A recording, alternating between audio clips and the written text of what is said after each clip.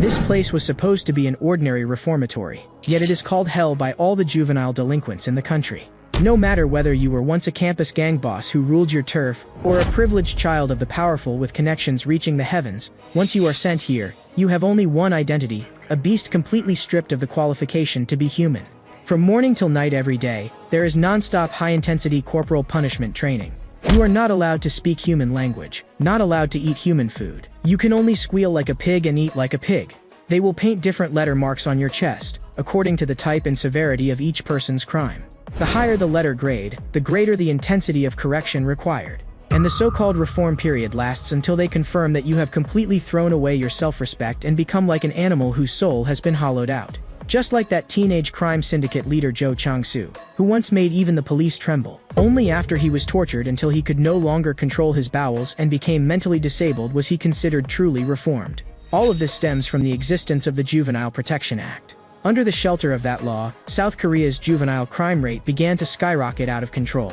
Teachers ceased to be lighthouses guiding them back onto the right path, and instead became punching bags for their fists and feet. Even if they seriously injured someone or even killed, they would not feel the slightest bit of guilt, because they had long since understood, so long as the Juvenile Protection Act existed, they would never receive the punishment they deserved no matter what they did. Thus in this era, there were no longer any adults who dared to stand up and correct children's mistakes. They feared retaliation, feared being targeted, and became cautious and timid in front of children, no longer daring to take on the role of adults. Until Han Man-soo was elected president. He announced the abolition of the Juvenile Protection Act, and at the same time issued a brand new decree called Reformation. Re-education once again became the new punishment faced by juvenile offenders. Once they broke the law, they would be sent to a Reformation reformatory to undergo centralized corrective training. Only when they were deemed to have completely reformed could they return to society again with the status of a human being. Stripped down, it comes to only one sentence: when words no longer work, the only road left is centralized discipline. The scene shifts, and a strange sight appears at Sanangrak High School. The group of usually arrogant delinquents are actually lining up of their own accord on the playground to donate blood. The adults watching think that they have finally started to grow up and learned how to give. But in reality, they have only one true goal: to get that blood donation certificate. Because one blood donation certificate can be exchanged for 5,000 won with the protagonist, Lee Min-soo. So the very first thing they do after donating blood is line up to find Lee Min-soo to trade for cash. And this is Lee Min-soo's current business. He spends 10,000 won to buy a 5,000 won gift card plus a blood donation certificate. His real target is not the gift card at all, but these blood donation certificates piling up, because the hidden value of a single blood donation certificate is about 12,000 won. This is how he profits, as a middleman earning the difference. He knows full well that this already counts as a criminal act, but he is not afraid in the least. Because at his age, the worst possible outcome is just a warning letter. The real danger instead comes from the gaze of other delinquents. Lee Min-soo, who had been lowering his head and counting money, the very next second is kicked in the face by a flying foot, and both he and the cardboard box are sent flying several meters. A few delinquents come over and surround him, looking down at him from above. "Looks like you've been making quite a bit lately, huh?" Staring at them, Lee Min-soo curses under his breath, "Damn it. The thing he feared most has still happened. His illegal profit has made him prey in the eyes of other criminals. In their eyes, this means he can forget about getting any benefit at all. These delinquents surrounding him couldn't care less about the newly issued decree. In their eyes, so-called reformation is nothing but a pile of rubbish. The bleach blonde ringleader blows foul yellow smoke at him, then swaggers over and sits down on his crotch, humiliating him in this way. Leaning down, the blonde asks him how he could make money and not know how to share, then mocks, "Is it because Jo Chang-soo went into the reformatory that you dare to act this cocky?" Before the words have even faded, he spits a thick glob of phlegm straight onto Lee Min-soo's face. Pinned underfoot, Lee Min-soo trembles with rage all over and grits his teeth, cursing, "If it weren't for Jo Chang-soo, you'd be nothing but trash." The blonde doesn't deny it. Of course he knows how terrifying Jo Chang-soo is, and even admits that the guy is 100 times scarier than he is. But this monster just happens to be getting out of the reformatory today. At those words, Lee Min-soo's pupils suddenly shrink. Jo Chang-soo is the leader of the juvenile crime gang in this area. Anyone targeted by him has invariably broken down under hellish torment. Yet not a single person dares to step forward and call themselves a victim, because they all fear the retaliation of a demon. Lee Min-soo is no exception. Just seeing that ferocious, fiend-like face is enough to make him shake all over. Seeing Lee Min-soo stunned with fright, the blonde smirks maliciously. "If you don't want to get on Jo Chang-soo's bad side, then hand over the money nicely." As he rummages in his backpack, Lee Min-soo says no problem out loud. But in the next second, he flips them the middle finger. The blonde is instantly set off and starts cursing that he's a son of a bitch, then drives a vicious kick into his abdomen, followed by a flurry of punches and kicks, pressing him down onto the ground. Just because Jo Chang-soo isn't here, you really think no one can deal with you? The more he beats him, the less his anger subsides. Out of the corner of his eye he spots a shovel standing to the side. Today, he plans to give Lee Min-soo a lesson he will never forget. One of the delinquents beside him quietly urges him to calm down. If you keep beating him like this and something happens, you'll be sent to the reformatory. But the blonde doesn't care at all. The reformatory? I'm not scared. As long as I'm tough enough, I can walk out anytime I want. Right now, I just want to beat him until he pisses himself on the spot. Just as he is about to swing the shovel, he suddenly takes a heavy kick from behind. The one who kicked him, the student council president, Kang Ju-sung. Standing between the blonde and Lee Min-soo, he says coldly, "School violence is prohibited here." With that, he helps the fallen Lee Min-soo up from the ground. The delinquents around them also recognize who he is. The blonde, who has repeatedly suffered humiliations, has already lost his mind. Grabbing the shovel, he charges forward. "Today I'm going to butcher you, then transfer schools and walk away from it all." Kang Ju-sung shifts his body to the side, dodging the shovel, as he calmly asks, "Are you really planning to kill someone?" As soon as he finishes speaking, he grabs the blonde's shoulder, executes a clean over-the-shoulder throw, and slams him heavily onto the ground. "Do you think you can shoulder the consequences of killing?" Seeing the tide turning against him, the blonde hurriedly shouts back, "What are you standing there for? Get him!" 3 lackeys lunge at once. But lackeys are just lackeys in the end. In Kang Ju-sung's eyes, they're nothing but one-punch problems. The fat guy in the orange shirt tries to attack from behind, but Kang Ju-sung ducks and slips aside. He locks both hands onto the arm the fat guy swings out, gives a pull using the man's own strength, and with another over-the-shoulder throw sends the fat body crashing down hard. With his fighting spirit up, Kang Ju-sung doesn't hesitate for a second and charges toward the last one. Terrified, that delinquent's legs go weak as he keeps backing away and begging for mercy. "Don't come any closer. I was just acting tough just now." But he still doesn't escape a thorough beating.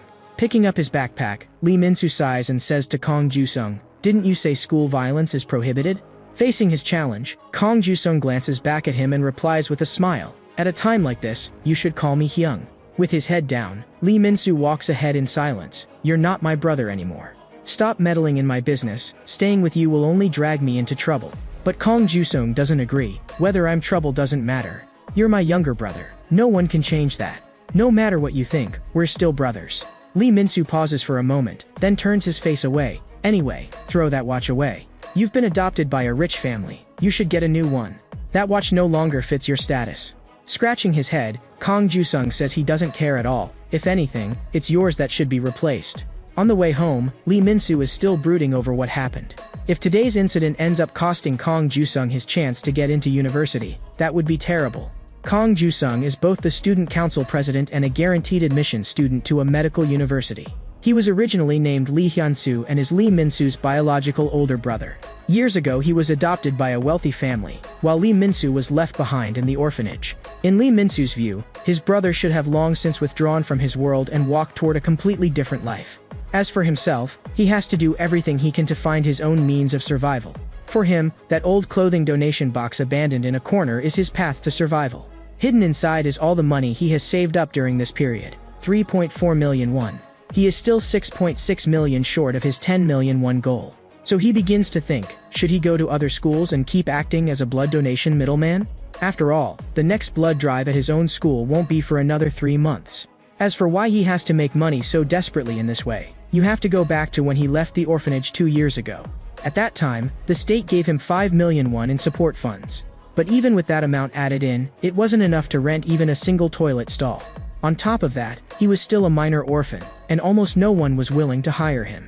Thus, with no choice at all, he decided to take this path even though he knew it was illegal, because it was the only way he could make money fast. Just as he finishes putting the money away and placing it back into the donation box, a sudden wow sounds by his ear. At some point, the blonde has already appeared behind him.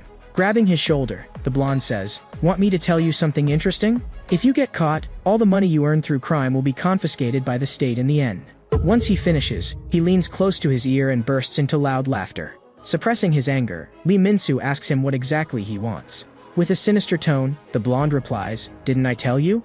I'm going to make sure that every time you see me, you're scared enough to pee your pants." At the same time, on the other side, a classroom was in an uproar. The teacher pushed the door open, knocked on the desk, and told everyone to be quiet. He announced something, that Jo Chang-soo, who had once been sent to the reformatory, was coming back today. The teacher said he believed Jo Chang-soo had reflected seriously, and hoped the students would help him readjust to campus life. No sooner had he finished speaking than the classroom immediately exploded. Someone snickered and said, "If Jo Chang-soo hears that kind of talk, the teacher is definitely getting beaten up." Someone else scoffed, "The reformatory is nothing, you can get out after at most 4 weeks. But what happened next instantly shattered everyone's stereotypes. The former leader who had ruled a juvenile crime syndicate and committed every imaginable evil was now being pushed in a wheelchair. Eyes vacant, drool at the corner of his mouth, like an idiot who understood nothing. Just as everyone froze in shock, he let out a strange cry, then wet himself in front of the whole class. A hot stream ran down his pant leg onto the floor. At that moment, everyone realized, the so-called special law on reformation was no longer the kind of childish re-education of the past at all. At the same time, near an orphanage on the other side of town, police sirens wailed, a cordon blocked off the alley, and more people gathered to watch. A murder had just occurred here. In the car, the driver reminded Kong Ju-sung that there seemed to be an accident ahead and it might delay him from getting to the college party. Kong Ju-sung casually said, "That's the orphanage where I used to live, it probably isn't anything serious." But then his gaze was suddenly fixed on something on the ground. His face changed dramatically, and he hurriedly pulled the car door open and rushed out. He knew the watch lying on the ground all too well. It belonged to his younger brother, Lee Min-soo. A strong sense of dread surged into his chest in an instant. He squeezed his way through the crowd with difficulty and pushed forward. The next second, his pupils contracted sharply. The one being pinned to the ground by several officers and handcuffed was none other than Lee Min-soo. According to Article 243 of the Special Law on Reformation, he would be sent to the Reformation Reformatory for centralized management. In the juvenile summary court set up inside the Reformation Reformatory, the judge looked at Lee Min-soo sitting in the defendant's seat and openly mocked him. "You're simply beyond saving. You still haven't shown a shred of remorse. Don't forget, you're here today because of a murder charge." With his head lowered, Lee Min-soo spoke in a weak voice, "I didn't kill that person." The judge completely ignored this and produced a blood-stained brick bearing his fingerprints, then read out every one of his past misdeeds one by one.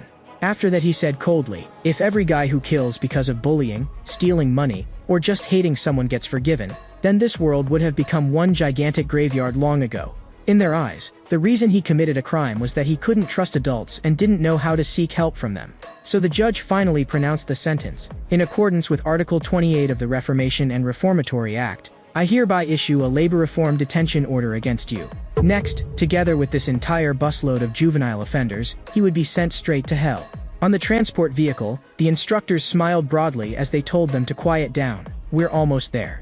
Not long after, the bus drove deep into the mountains. Looking out through the windows, the boys showed no vigilance at all toward this shabby, isolated place and only complained about how rundown it looked. That was, until they saw the other side. A group of girl offenders in tight training outfits with attractive figures were training on the field. They instantly forgot the word hell and started egging each other on with great interest, even snickering as they picked out girlfriends. The instructor had to hurriedly cut them off. "That's the girls' juvenile reform center. Where we're going is on the other side."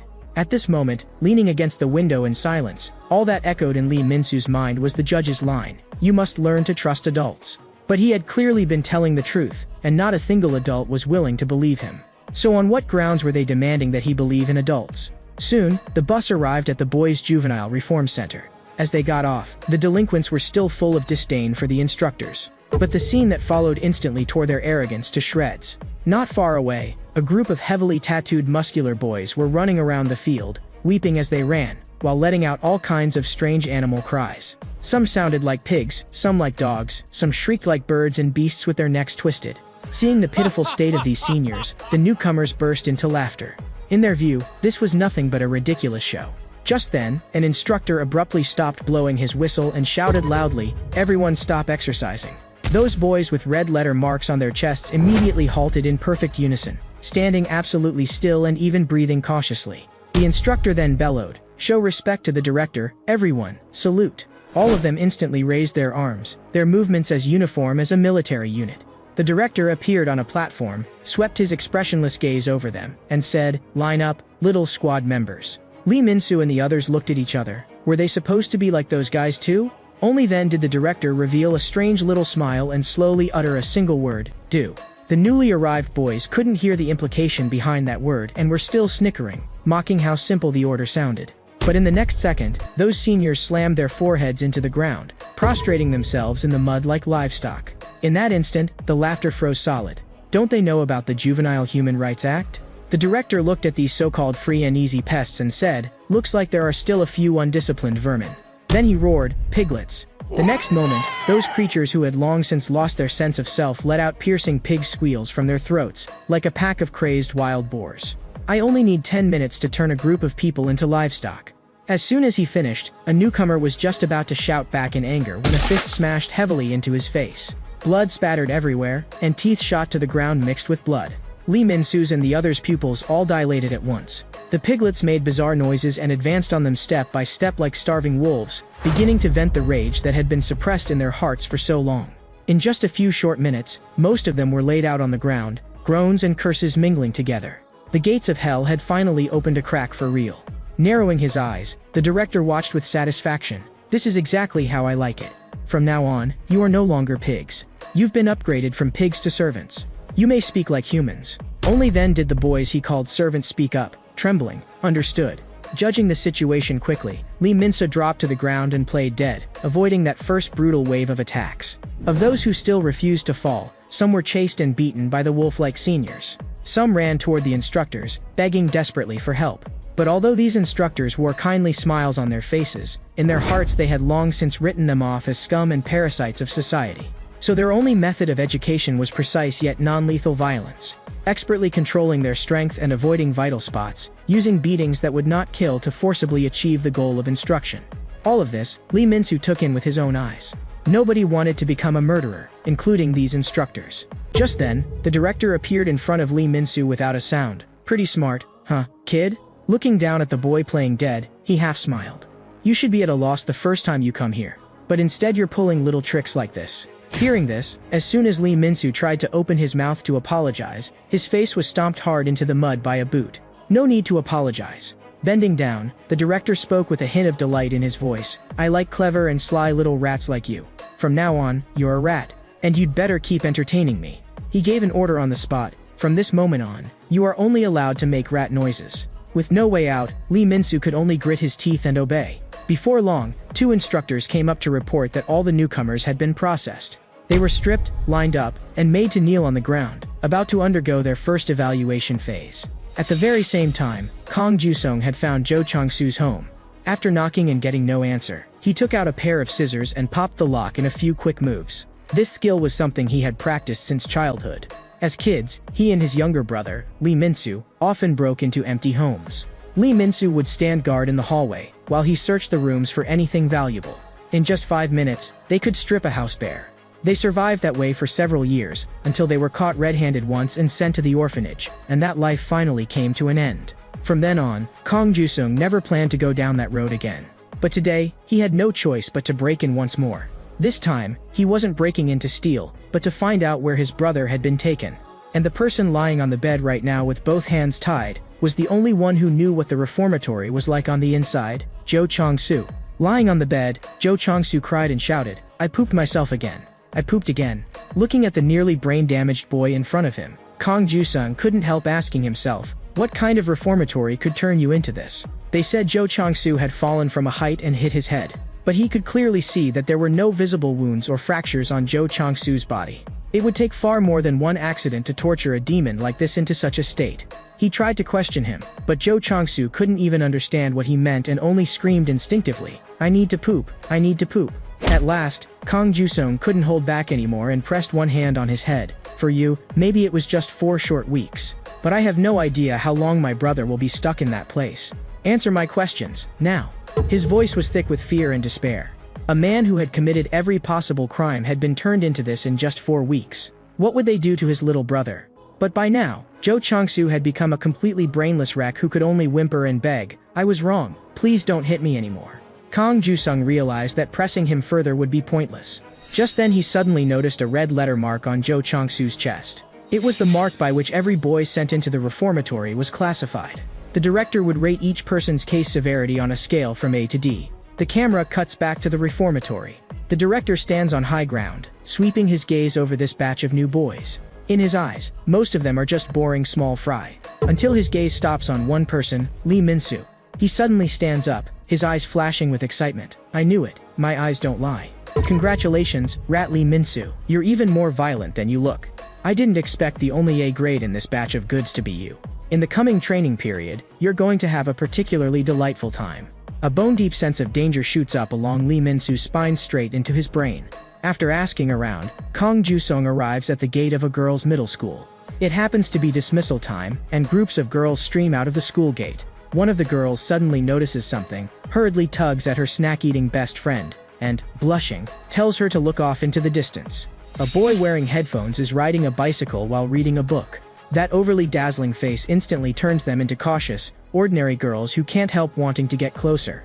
The girl in a mask musters her courage and walks up, asking flirtatiously, "Are you a student teacher?" Kang Ju-sung takes off his headphones and answers politely, "Sorry, I'm not." Then he asks in return, "But I'd like to ask you something." The casual smile he shows seems to carry a dangerous kind of charm that hits them right in the heart. They even half joke, "We'll answer your question, and we can throw in our home addresses too." Kang Ju-sung explains that he's looking for someone named Gu Se-min. The moment they hear that name, the expressions on the two girls' faces change. They point into the nearby crowd. "You're not here for that crazy woman, are you? She just got out of the reformatory." The next second, they suddenly realize that the gaze from over there has fallen on them, and they hurriedly pull their hands back and walk off, pretending nothing happened. Once he confirms his target, Kang Ju-sung strides forward and stops in front of Gu Se-min. "Do you need something?" He gets straight to the point. "I want to ask about what it's like inside the reformatory." At the word reformatory, Gu Se-min shoves him aside hard and says coldly, "Get lost. Don't bother me." Kang Ju-sung quickly bows his head to apologize, explaining that he didn't mean to offend her. It's just that his younger brother has been sent there. Gu Se-min does not stop walking, until a helmet suddenly comes flying at him. "Get on," she says. "Stuff about the reformatory shouldn't be talked about here." On the road, Kang Ju-sung asks her what made her change her mind. Gu Se-min answers flatly, because her younger brother is still in there too. To her, the reformatory can be summed up in two words: absolute hell. Elsewhere, the newly admitted boys have already gone through 3 hours of high-intensity training. Their muscles are twitching all over, they are gasping for breath, and even standing up straight is extremely difficult. All they can hope for is that this hellish corporal punishment will end soon. But the next command only makes the nightmare continue. At the instructor's order, everyone keeps training. Lee Min-soo has to respond with squeaking rat sounds, while the other boys are ordered to let out pig squeals in unison. The instructor suddenly explodes. "Who taught you to squeal like that? On 1 you squeal like pigs, on 2 you shout Ayo. Start over." So, to the count of 1 and 2, they do squats, standing and sitting, while letting out pig squeals and Ayo shouts in perfect rhythm. As for Lee Min-soo, all he has to do is keep making rat noises. The overlapping cries of livestock echo across the field. Standing on high ground, the director looks intoxicated. No matter when you hear it, the sound of livestock is always so beautiful. Just then, one boy collapses from exhaustion. What greets him is not concern, but a flurry of kicks and punches. The instructor announces with a blank face, "Someone fell behind." Everyone starts over. Clutching his stomach, the boy is almost in tears as he shouts, "My stomach really hurts, can't I go to the bathroom?" The instructor sneers, "Weren't you all cocky when you first came in? And you can't even handle this?" The director notices what's happening and raises a hand to stop the instructor from continuing the beating.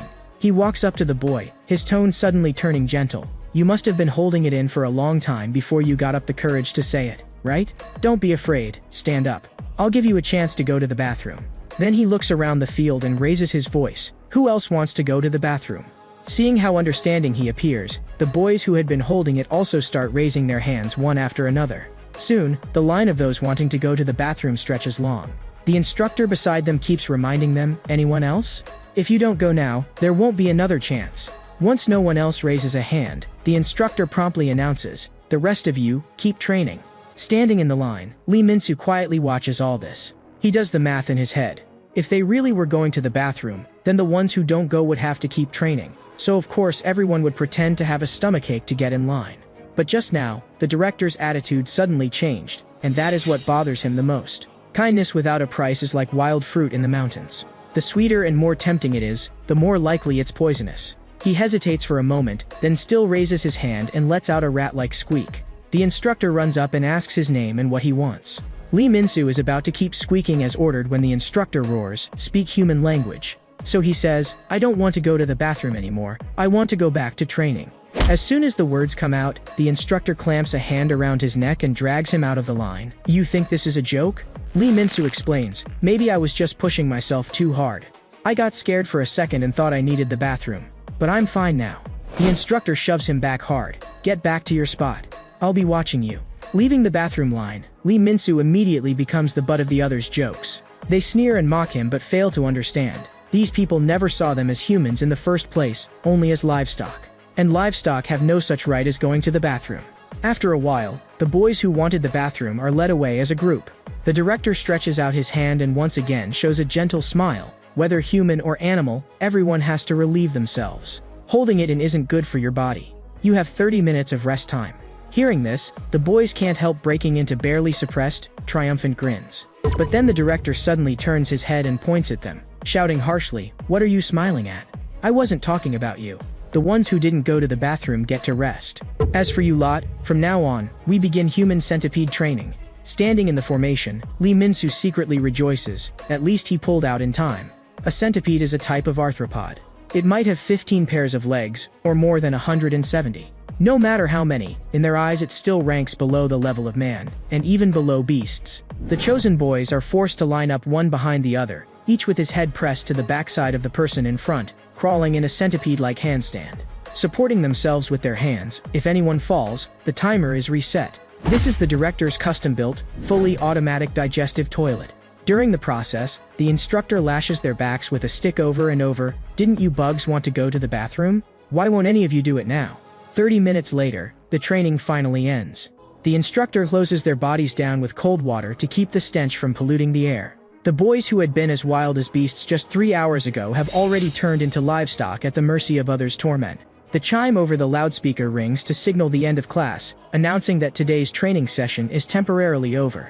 Next comes mealtime and dorm assignment. Staring at the slop-like mixture in their trays, with no utensils and no seats, forced to sit on the floor and grab fistfuls of it into their mouths, Lee Min-soo can't help asking himself, is this really food meant for humans? Before eating, an instructor orders them to sing a song of gratitude in unison. Still puzzled about what a song of gratitude is, he hears the instructor give the signal. And the old inmates immediately break into wide smiles and sing out with one voice, "We are not human, we are pigs and dogs. Whatever we're given, we eat." The lyrics of this song have been framed and hang in a place of honor at the very center of the cafeteria. Only now does Lee Min-soo realize that these people not only call them livestock with their mouths, they systematically strip away their human dignity through rules, customs, and even songs. He grabs the food and shoves it into his mouth, one handful after another. No matter whether his assigned identity here is rat, pig, or dog, the only thing he can do now is endure and hold out until the day he gets out. Meanwhile, Gu Se-min has brought Kong Ju-sung to the mountaintop. From here, they can see the entire Reformation reformatory laid out below. "You really think that place is hell?" Gu Se-min says coldly, "Hell is better than that place. That place is not somewhere humans are meant to be. I have nightmares every day about every single day I spent in there. If I don't take a ton of sleeping pills, I can't sleep at all." She glances at him. "Looking at you like this, you really do care about your brother." Lowering his head, Kong Ju-sung speaks in a slightly tight voice. "That was what my mom told me on her deathbed. She told me to protect him for the rest of my life.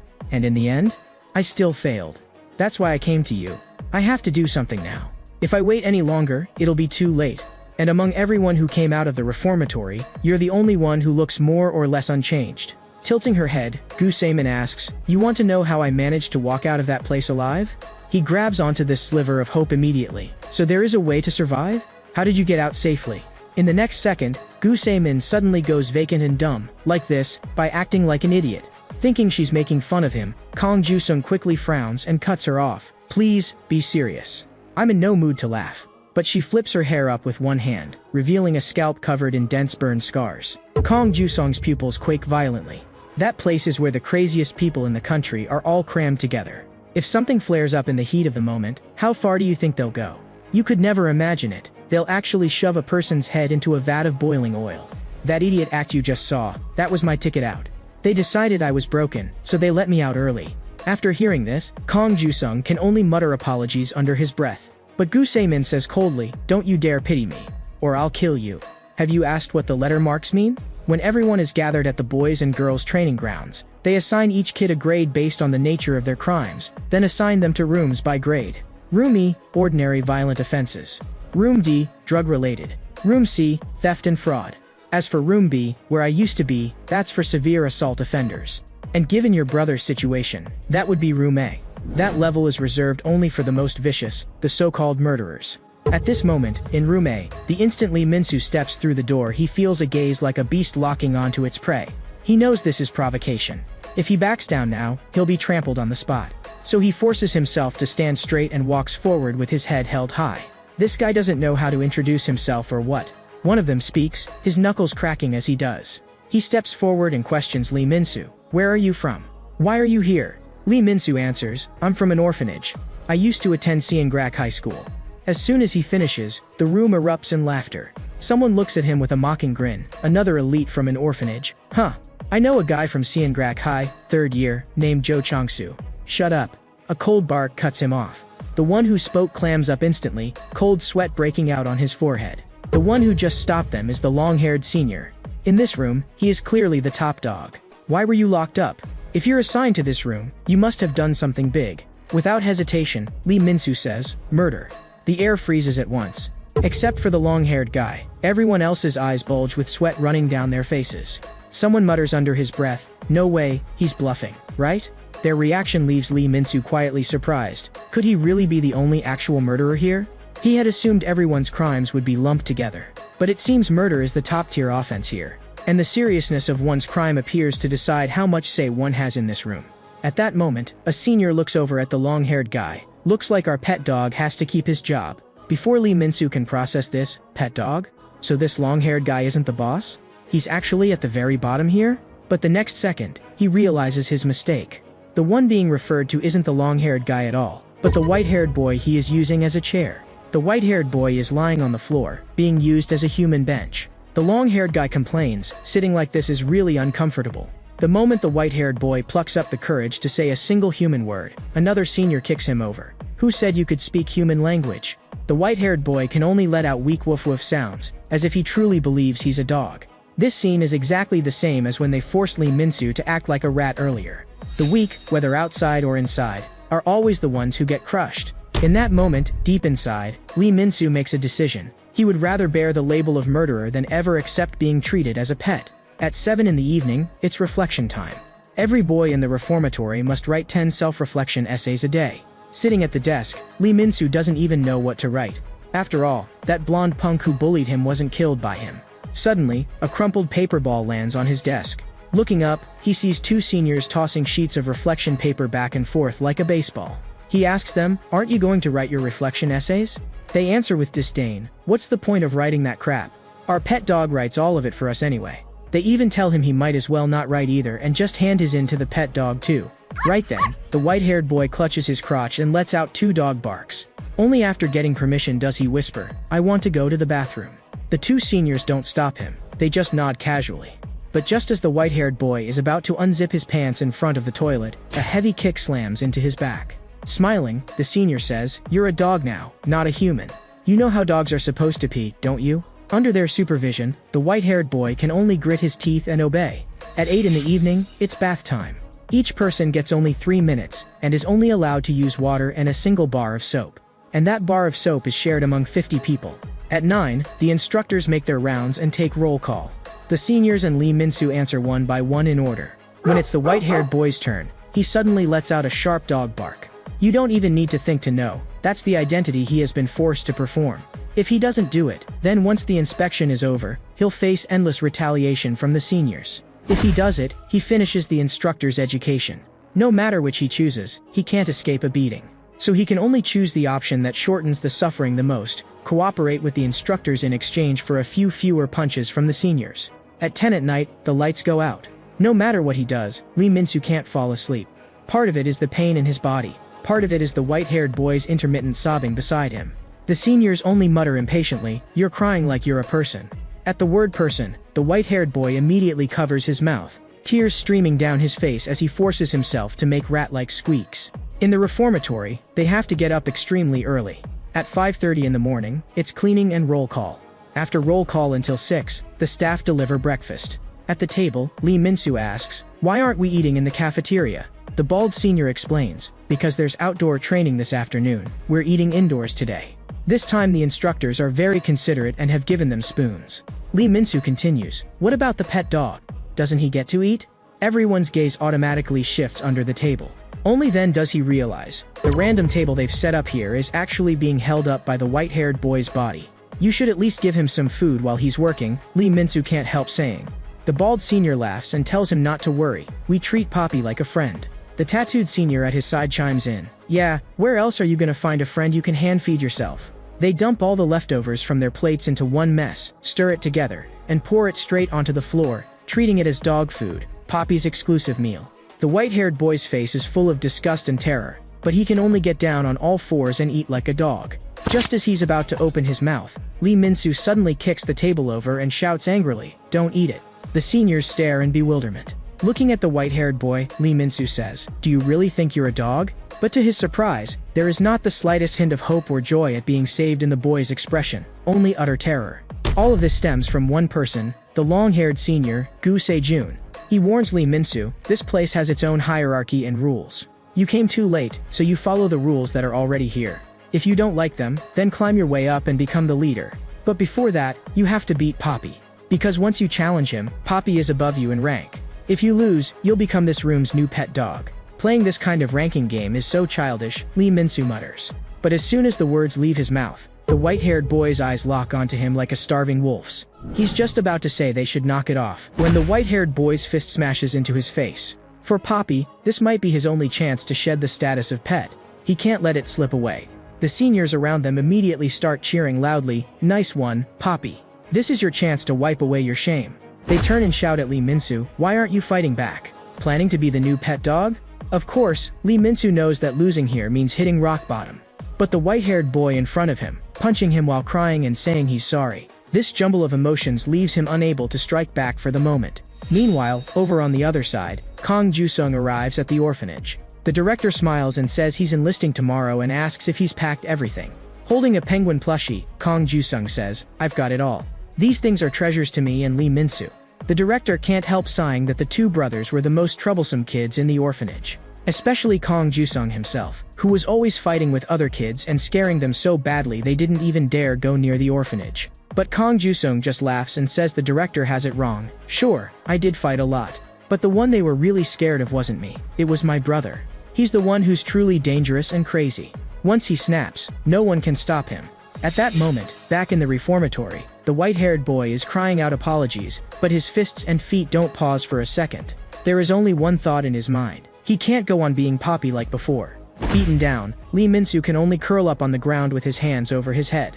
Those seniors who had feared him for his murderer label now show their true colors. The bald senior sneers, "This is why your parents abandoned you. You're just a piece of loser trash." Before he can finish the sentence, a heavy straight punch explodes against the back of his head. As if some tightly sealed switch has been suddenly flipped, Lee Min-soo changes in an instant. With a single punch he knocks the bald senior out cold on the spot. Everyone else is completely stunned. Especially the white-haired boy, Moon Hyun-jun, who is frozen where he stands. Just as Kang Ju-sung had said, the truly terrifying lunatic is Lee Min-soo. Some buried keyword deep in his heart has been triggered. Right now he has only one thought: "I'm going to make every last one of you into Poppy." At that moment, a senior kicks him hard in the back from behind. Grease seniors all jump him at once and start a group beating. "Make all of us Poppy? Are you insane? Stop putting on an act. This is room A. This place is full of people who think they're tough. We've already been pretty generous, seeing as you're an abandoned orphan." Before he can finish, a toilet plunger is rammed straight into his mouth. Rage fills Lee Min-soo's eyes. "Shut up." He smashes a furious punch into him and the plunger actually breaks in two. The other two seniors finally can't sit still anymore and charge up, snarling, "I'm gonna kill you." But in the next instant, they are forced to stop. Wielding the broken plunger like a weapon, eyes wild, Lee Min-soo points it at them. "You said you're gonna kill me? Have you ever actually killed anyone before?"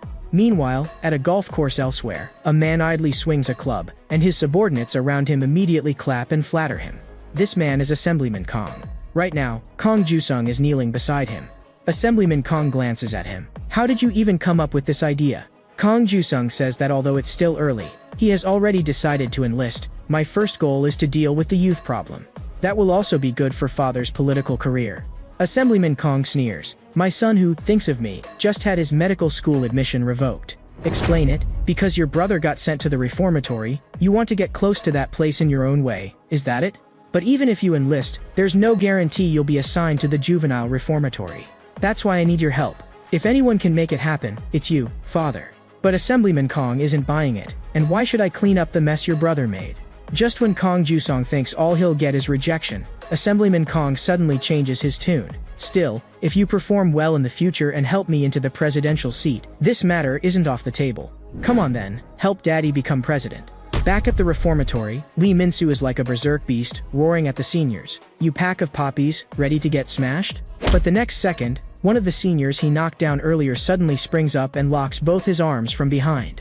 The bald senior takes the chance to slam a punch into his head. For a moment, Lee Min-soo's whole body goes rigid and he collapses weakly. The two seniors look at each other, a flicker of panic in both their eyes. He's not dead, is he? This wasn't me, you hear.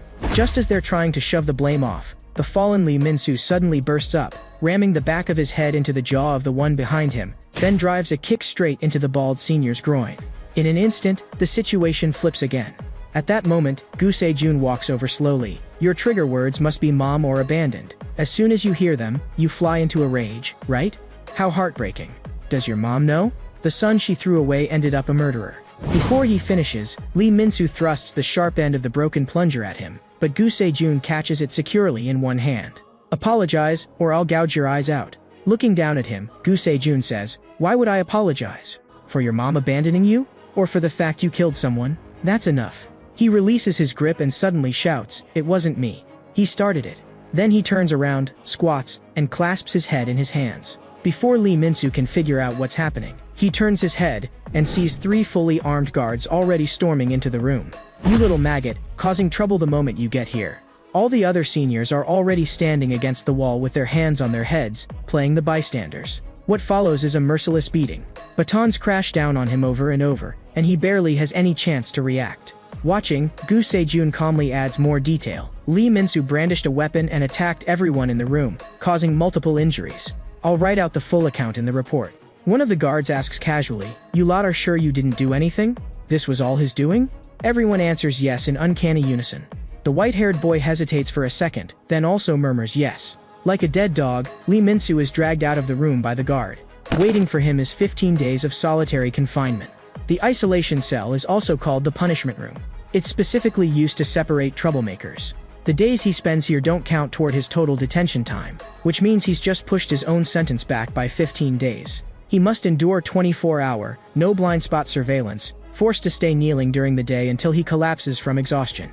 His hands and feet are bound, and at meals he can only lower his head and eat directly with his mouth. It's only when he uses the toilet that they briefly unbind him. Worse still, there is no toilet paper, he can only rely on the cold water tap behind him.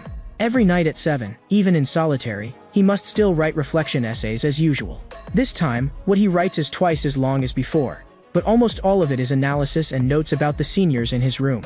In his view, everyone here has issues, but the one with the biggest, most dangerous problems is the long-haired Gu Se-jun. One way or another, someday he has to drag that guy down. Without realizing it, he dozes off on the floor. In his dream, a house is engulfed in roaring flames. He and his brother stand before the firelight, their shadows stretched out long. He jolts awake, tears still lingering at the corners of his eyes. He bangs his head against the floor over and over, cursing through clenched teeth. Maybe it's this place that forces those already terrible memories to resurface again and again. It makes him afraid to sleep, because he knows that as soon as he closes his eyes, he'll fall back into the same nightmare. 15 days pass quickly. Taken from the isolation cell, Lee Min-soo is brought back to the room. The moment he stands at the doorway, he stares straight at the seniors, his gaze like a blade. Just as he's about to explode again, the seniors all suddenly break into smiles in perfect sync. We're sorry. We went too far before. From today on, Poppy doesn't have to act like Poppy anymore either. Let's get along from now on. Seeing their sudden repentance, a flicker of confusion rises in Lee Min-soo's heart. He nearly believes they're sincerely extending an olive branch. But just as he's about to accept their apology, a foot slams down hard on the back of his head. The one who kicks him is Gu Se-jun. Looking down, he sneers, "Were you looking for me? Mommy's little baby?" Two seniors quickly move in, pinning down his hands and feet, then shove a stinking sock into his mouth. Every movement is so practiced it's clear they've rehearsed this before.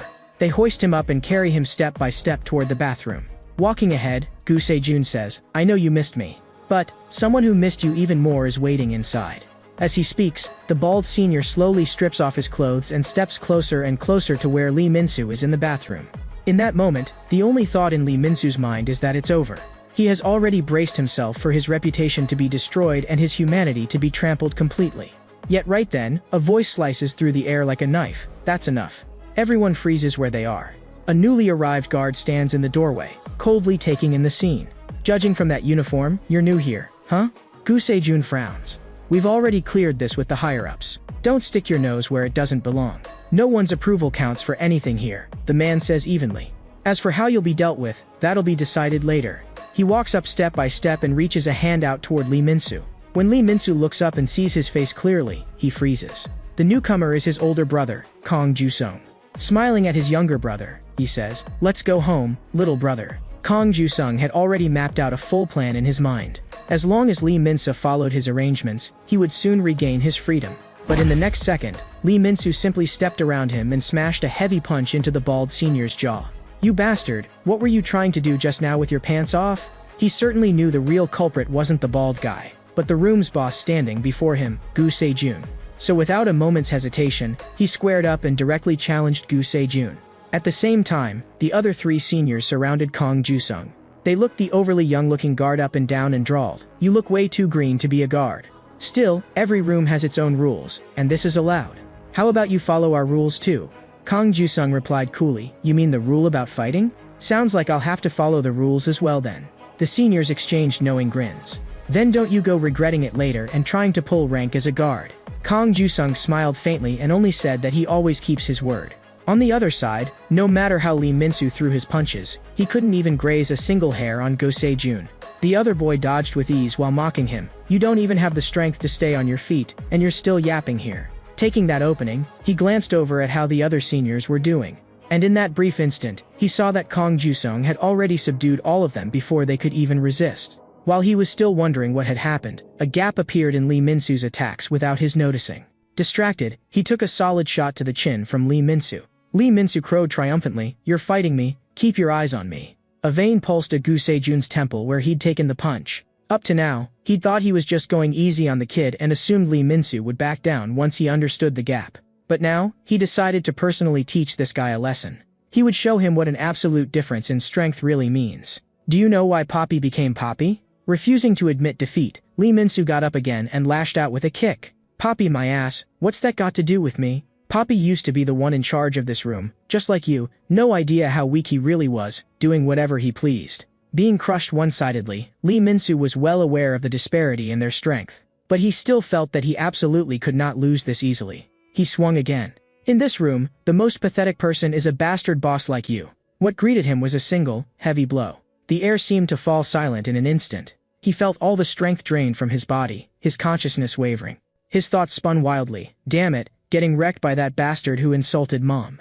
Aside from that one cheap shot kick, I haven't even touched him once. What's even more humiliating is that every time I get beaten, Kang Ju-sung is right there. Standing off to the side, Kang Ju-sung asked if he still had any breath left in him. "Can you still stay alive long enough to answer me?" The next moment, Lee Min-soo blacked out completely. Looking at his unconscious younger brother, Kang Ju-sung let out a helpless sigh and hoisted him up over his shoulder. Watching them leave, Gu Sejun asked coldly, "Where are you planning to take him? He still needs a bit more discipline." Kang Ju-sung answered calmly, "Obviously to solitary confinement. He disrupted order, so he has to be punished." Then Gu Sejun suddenly spoke up. "You did pretty well just now. How about a fight with me?" Kang Ju-sung shot back, "Do you want to get written up? If not, pretend you never said that. And one more thing, no fighting.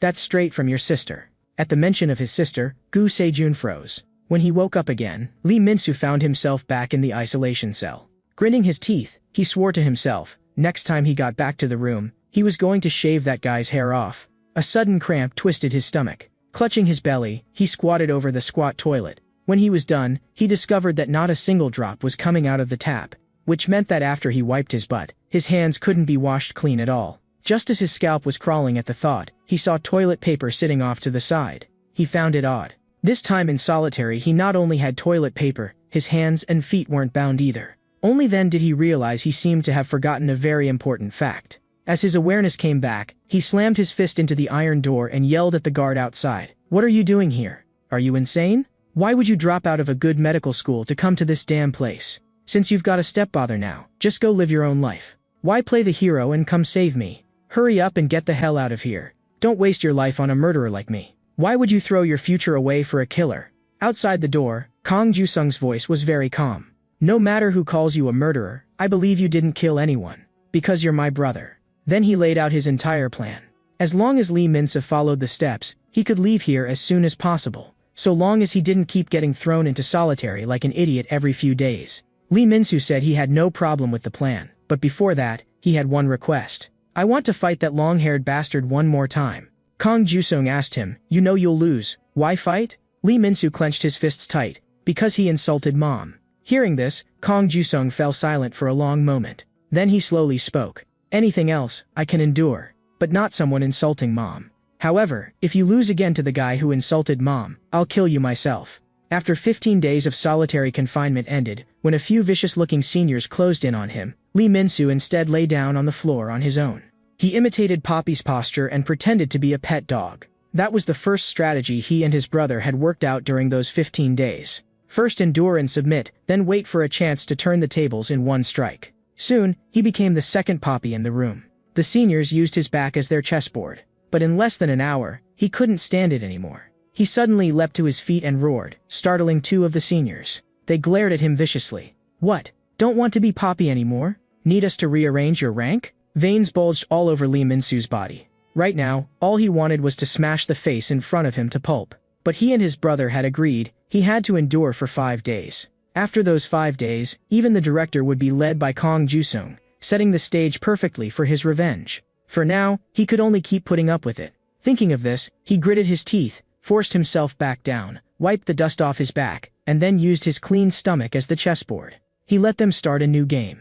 By the second day, he could already clean the room with the nimbleness of a spider. On the third day, he and the white-haired Poppy were jointly responsible for the seniors' reflection essays. By the fourth day, not only could he peeth like a pet dog on command, he could also eat the seniors' specially made, cursed cuisine. He let out exaggerated cries about how delicious it was. He knew very clearly that as long as he got through today, everything would be over. But that inhuman, mixed slop rice still drove him running to the bathroom to vomit like crazy. The white-haired boy followed behind, half concerned and half trying to please him. "If you puke it all out, you won't have any strength." Smiling, he offered him a piece of candy and whispered, "Don't tell the others, or I'll get beaten. In here, let's just be good Poppies and stop overthinking it." This unexpected bit of kindness left Lee Min-soo momentarily at a loss. But he knew very well that his days as Poppy would end today. Yet accidents tend to happen right when a plan is about to be completed.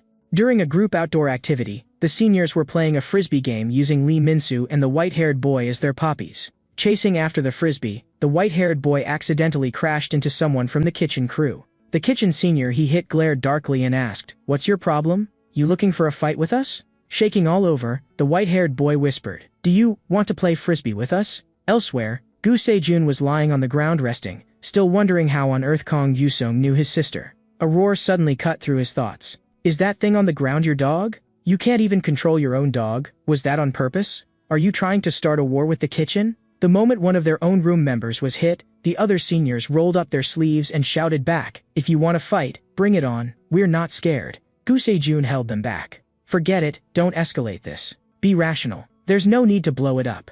The kitchen senior gave 2 cold laughs, then drove a heavy kick straight into the white-haired boy's head. "Seeing how rational you are really pisses me off." Seeing this, the surrounding seniors all turned their heads away, pretending not to see. Starting a war with the kitchen over a Poppy really wasn't worth it. Lee Min-soo couldn't help asking, "The guards aren't going to step in?" For scuffles like this, the guards can't be bothered. Usually we settle it ourselves. Hearing that, he froze where he stood, his face darkening to something terrifying. On one side was the white-haired boy who had once handed him a piece of candy and shown him a bit of kindness. On the other side were the plan and promise he'd made with his brother. In the end, he chose to turn around and walk away. As he beat the white-haired boy, the kitchen senior jeered loudly, "Beating on your pet dog feels damn good. Can you lend him to me for a few days? Let me have some fun?" Before he could finish, a frisbee slammed right into his face. He didn't even have time to react before he toppled to the ground. Everyone followed the frisbee's trajectory with their eyes and was stunned. The one who'd thrown it was none other than Lee Min-soo, who had just turned away to leave. He stared icily at them. You scum weren't done making a mess outside? You had to come here and keep at it? At the end of the day, all of you here are nothing but livestock, a bunch of livestock with no dignity and no spine. That's why you pick on people even weaker than you. He was just about to help the white-haired boy up when Gusei-jun walked over. Didn't I tell you to stay out of it? Do you not understand human speech? The red-haired kitchen senior came over as well and grabbed Gusei-jun's shoulder. What's your deal? Want me to tell our boss that you're the ones declaring war on the kitchen? Go ahead and tell him if you're declaring war, Gusei-jun replied flatly. But before that, I have to deal with our internal business first. At the mention of a fight, the delinquent boys nearby immediately closed in to watch the show. Lee Min-soo knew he had already broken the first promise, but the other promise, about Mom, was one he would never break. Gusei-jun casually tied his hair back and looked at him. You want another beating? Lee Min-soo didn't back down an inch. Let's fight. Whoever wins is the boss of this room. At the same time, in the classroom, Kang Ju-sung had already finished all the preparations. In the reformatory, all the kids are minors, and every week they have set times for basic classes. During class, all authority is handed over to the classroom manager. In other words, as long as they're in the classroom, the manager has the final say. Kang Ju-sung had seized this window and obtained the position of classroom manager. According to his plan, today Lee Min-soo would defeat Gusei-jun on the classroom battlefield he designed and become the new boss of the room. The dueling ground was a cramped space made by pushing several desks together. He checked his watch, puzzled that the time had already come but no one had shown up. The noise outside caught his attention. He looked out the window and froze. The duel between the two had already started downstairs. He sighed helplessly, stepped onto the windowsill and shouted down, Lee Min-soo, you really are a bastard. For these 15 days, he had drilled the same combo into Lee Min-soo every single day. Step 1, hook punch. Step 2, heavy punch to the abdomen. Step 3, uppercut. Step 4, midsection kick. Then a front kick into a spinning kick, followed by a whip kick, and finally finishing with a straight punch. Although Gusei-jun was quite strong, he'd never received systematic training. To Kang Du-sung, the other boys' moves were all flash and no substance, with almost no continuity between motions. As long as he could force Gusei-jun into a corner on the mini-ring set up in the classroom, leaving him nowhere to dodge, that combo would definitely land and secure the win. But now, the entire plan had been ruined by Lee Min-soo himself. Kang Ju-sung ran downstairs, cursing inwardly that his little brother was the same as ever, never saving him a moment of peace. By the time he arrived, the delinquents had formed a solid human wall around the fight, and he couldn't see a thing. He knew the plan was completely off the rails now. If he wanted to stop it, he'd have to invoke his authority as a guard and forcibly shut it down. Just then, a piece of popcorn flew his way. The director lazily asked him, "What do you think you're doing? Why are you ruining my fun?" Seeing it was the director, Kang Ju-sung immediately stood at attention and saluted, explaining that he was a new guard and had been about to stop the kids from fighting. The director countered, "And why would you stop them? Have you never seen those wildlife shows about the animal kingdom? When a snake decides to eat a mouse, what does the film crew do? Of course they do nothing, because that's part of the natural order. Same here, we don't interfere with their fights, we respect the prison's order. Besides, watching them fight is entertaining." Seeing the unhidden madness in his eyes, Kang Ju-sung understood that there was only one thing he could do now: obey the director's order. In the ring, time and again, Lee Min-soo tried to attack with the combo, but he still couldn't so much as brush Gusei-jun.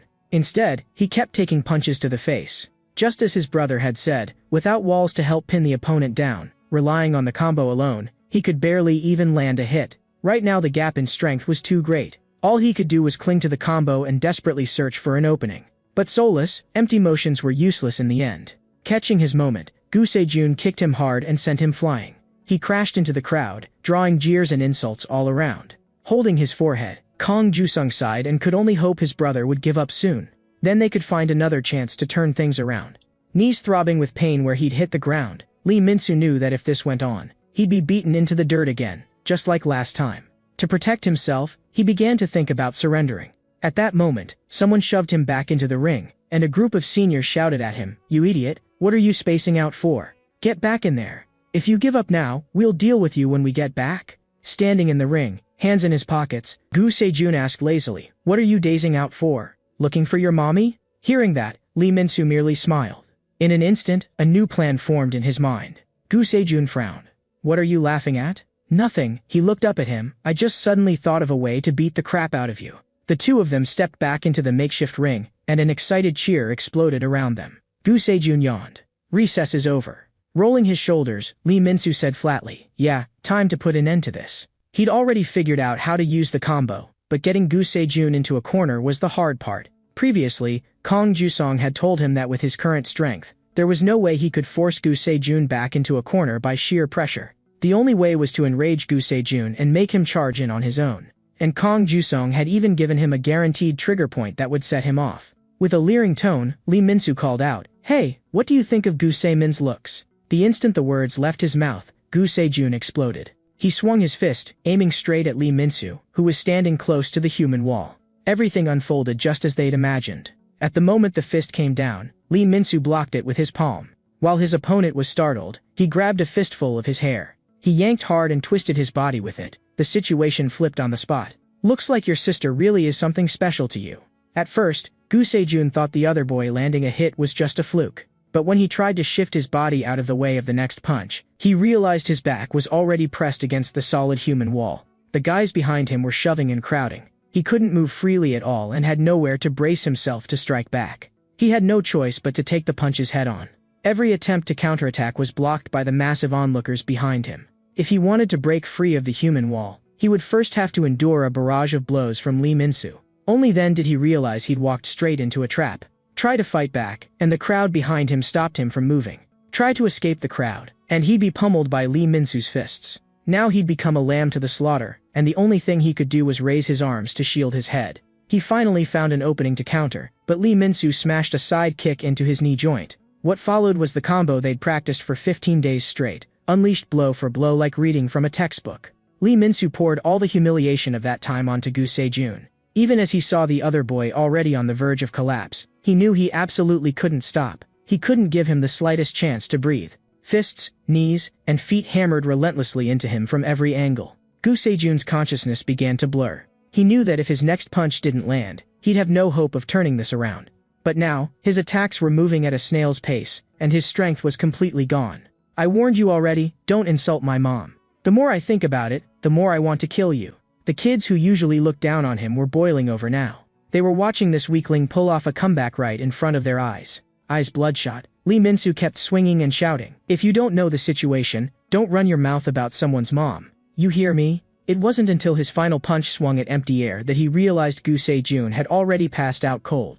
The jaws of the onlookers were about to hit the floor. The three seniors from his room felt a chill run down their spines, because this meant that from today on, Lee Min-soo would be the new boss of the room. Exhausted, Lee Min-soo was still seething. He couldn't understand why, even after being beaten this badly, the guy wouldn't apologize for that insult. Suddenly, the crowd parted on its own, opening a path. The director strolled over with a group of guards. "I honestly thought you couldn't win, but you did. Looks like this animal kingdom is pretty interesting. The mouse actually managed to beat the snake." Before he could figure out what that meant, the director bent down and murmured in his ear, "A mouse is still a mouse. Even in a fight, you're full of tricks." Lee Min-soo could only answer with the timid squeak of a mouse. By this time, Kang Ju-song had already slung the unconscious Gu Se-jun over his shoulder and asked the director, "How should we deal with him?" The director waved impatiently, "Throw him in solitary or wherever." Kang Ju-song immediately complied. As he passed by Lee Min-soo, he muttered under his breath, "Why is this kid so disobedient? Who does he take after?" Lee Min-soo shot back with a grin, "Maybe I take after my brother." The plan had gone off track in unexpected ways, but in the end, it was completed without disaster. Next, they could move on to the second phase. One day later, in an art studio, Gu Se-min asked, "So my brother is in solitary confinement now?" Looking a bit apologetic, Kang Ju-song said, "Yeah, the plan spun out of control. That wasn't part of the original arrangement." "Don't move." She cut him off. Right now she was using him as a life model, making him hold a weird and very uncomfortable pose. "How much longer can I last?" Kang Ju-song couldn't help asking. "This pose is killing me." "Done. If I'm lucky, this piece will get me into art school at the top of the list." Kang Ju-song glanced at it and almost exploded. "How is this supposed to be art? And it's a self-portrait of you?" After a few lines of banter, Gu Se-min suddenly reminded him, "Your brother might be in trouble. Because the ones he crossed are the kitchen crew. I used to be on the kitchen crew in the girls' block, so I know those people a bit. The boys' kitchen crew is very tight-knit. If you mess with even one of them, they'll take turns coming after you. Especially their boss, Jang Do-hwa. You need to be extra careful of him." At almost the same moment, at the serving counter, Jang Do-hwa was dumping side dishes into Lee Min-soo's tray. In just a few seconds, the broth had flooded the entire plate. Lee Min-soo frowned. That's way too much. Jang Dubois sneered. That's normal. You're the one who picked a fight with our kitchen crew. Faced with the kitchen boss's snide tone, Lee Min-soo decided to play dumb. Pointing at himself with an innocent look, he said, You sure you've got the right guy? Jang Dubois hesitated, then awkwardly asked, You're not Lee Min-soo? That is my name, he said with a straight face, but maybe you mean some other guy with the same name. It's a pretty common name, you know. Feeling he might have the wrong person, Jang Dubois was about to send a lackey to double-check. But the lackey just pointed straight at Lee Min-soo and shouted, It's him. No mistake. Seeing things about to go south, Lee Min-soo bolted on the spot. Good thing I'm quick on my feet, I almost got wrecked. Meanwhile, in the capital, a summit attended by several of South Korea's top leaders was underway. 3 representatives from different parties were sharing the stage with President Han Man-soo, and afterward they would need to present a joint statement to the public. Kang Ju-sung's stepfather was one of those 3 representatives. Clapping Assemblyman Kang on the shoulder, Han Man-soo smiled meaningfully. Long time no see. Back in the election, we were rivals. But now, for the good of the country, you behave yourself as my subordinate and work hard. With that, he casually slapped him on the butt. Cameras flared wildly in the audience, capturing this historic moment. Assemblyman Kang's face froze with embarrassment. That smack had been delivered in front of the entire nation. Seething inside, he went backstage and slammed a punch into a sandbag with Han Man-soo's photo on it. After venting, he turned to his son. You just watched your father swallow humiliation with your own eyes. What do you think? Standing before him was Kang Ju-sung. Bringing Han Man-soo down is easier than you think. All we have to do is destroy his most important political asset, the Youth Rehabilitation Center, that so-called reformatory. That's why I sent you in there, Assemblyman Kang said, eyes lighting up. How's your progress? From everything I've seen so far, that place is nothing like what he describes to the public. They force kids to abuse each other and all kinds of mistreatment are routine. For fun, they even deliberately ignore the fights between kids. This talk of reforming youth is just a pretty excuse. In reality, it's a complete and utter hell. Hearing this, Assemblyman Kang applauded with a smile. So the reformatory is Han Man-soo's weak spot? That's right. As long as we expose the truth to the media, it will be enough to pull him down. But his father shook his head. You're too hasty. That alone isn't enough. At the end of the day, those kids are still criminals. The victims will just think they deserve to suffer. All Han Man-soo has to do is apologize, shout a few slogans about human rights reforms, make a few changes, and your little scoop will be washed clean. You need to dig out something truly fatal from the inside. Today, the punishment arranged for the juvenile offenders at the reformatory was something called the crab position. Each kid had to bend like a crab with his head pressed to his own butt. This was the director's entertainment for the day. Twisted up and shaking, Lee Min-soo cursed inwardly. Damn it, how long do I have to hold this? I'm about to die here. Suddenly, a guard walked up to him. He tensed up reflexively, blurting out, Crab, crab. Looking up, he finally let out a breath. It was Kang Ju-sung. Out, private training. In an instant, Lee Min-soo perked up, thinking his brother was giving him extra coaching. Instead, what awaited him was an upgraded version of the crab drill. Balancing on his stomach as a pivot, all 4 limbs lifted off the ground, holding the pose in midair. A bit sheepish, Kang Ju-sung explained, If I just pull you out outright, it'll make people unhappy and make the director suspicious. You're just making my life harder, Lee Min-soo protested through clenched teeth. Calling you out alone is so I can explain the second phase of the plan. This rehab center runs on a reward and penalty point system, Kang Ju-sung said slowly. You get points for completing assigned tasks, you lose points for violations. Rack up 100, and you qualify for a parole review. On the flip side, the more points you lose, the further your review date gets pushed back. And right now, your score is -50. 2 stints in solitary, 1 big group fight. You've never earned a single reward point. Weakly, Lee Min-soo asked, So how do I earn points? Kang Ju-sung took out an application form. The fastest way is to voluntarily apply to be an assistant on the kitchen crew.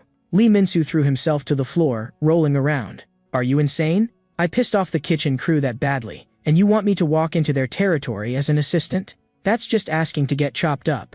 I'd rather rot in here than go there. Those guys will kill me. Kang Ju-sung sighed. Fine. I'll come up with another way. After the high-intensity training, he was so exhausted he nearly passed out. But he'd barely closed his eyes when an annoying buzzing sound woke him. He slammed his hand on the desk. Do you really have to make that noise with your mouths? The noise was coming from the 3 seniors who had now been reduced to vacuum cleaners. The white-haired boy, thanks to him becoming boss, was finally freed from his role as Pobby. The seniors explained that humming while they worked made them more efficient, and told him to just sit and relax, they'd be done in no time. Resting his chin on his hand, Lee Min-soo thought it over. Earning points by cleaning classrooms was way too slow. 1 classroom for 1 point. How many years would it take to reach 100? Just then, 2 guards came in and asked how the cleaning was going. Almost done, just about finished. Then you alone can head to the next place. Someone put in a request for extra volunteer work for you.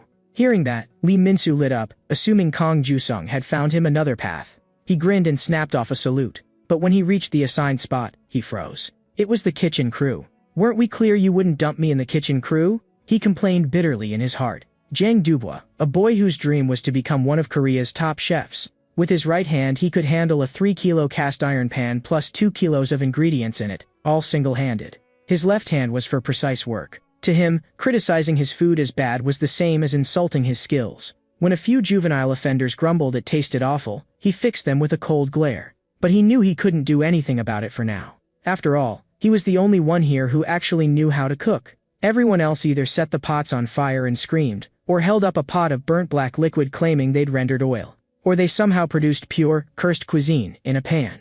Watching the ingredients go to waste, all he could do was tell them to stop, close to tears. He wanted to tear them apart, but they were his team, so he could only endure it. Today, though, things were different. Lee Min-soo had insulted his team. If this new guy turned out to be just as hopeless in the kitchen as the others, then Jang Dubois would have every excuse, under the name of culinary training, to settle all his past and present scores at once. With that in mind, he hefted a pan and charged at Lee Min-soo. But Lee Min-soo casually whipped up 2 dishes, and left the kitchen boss who'd been ready to kill him standing there in a daze. In all his years in the prison kitchen, this was the first time he'd seen someone whose cooking skills could stand shoulder to shoulder with his own. So after witnessing Lee Min-soo's technique, he didn't lay a hand on him again. Instead, overcome with excitement, he lifted him up on the spot, crying, "I've finally found you. I knew this day would come."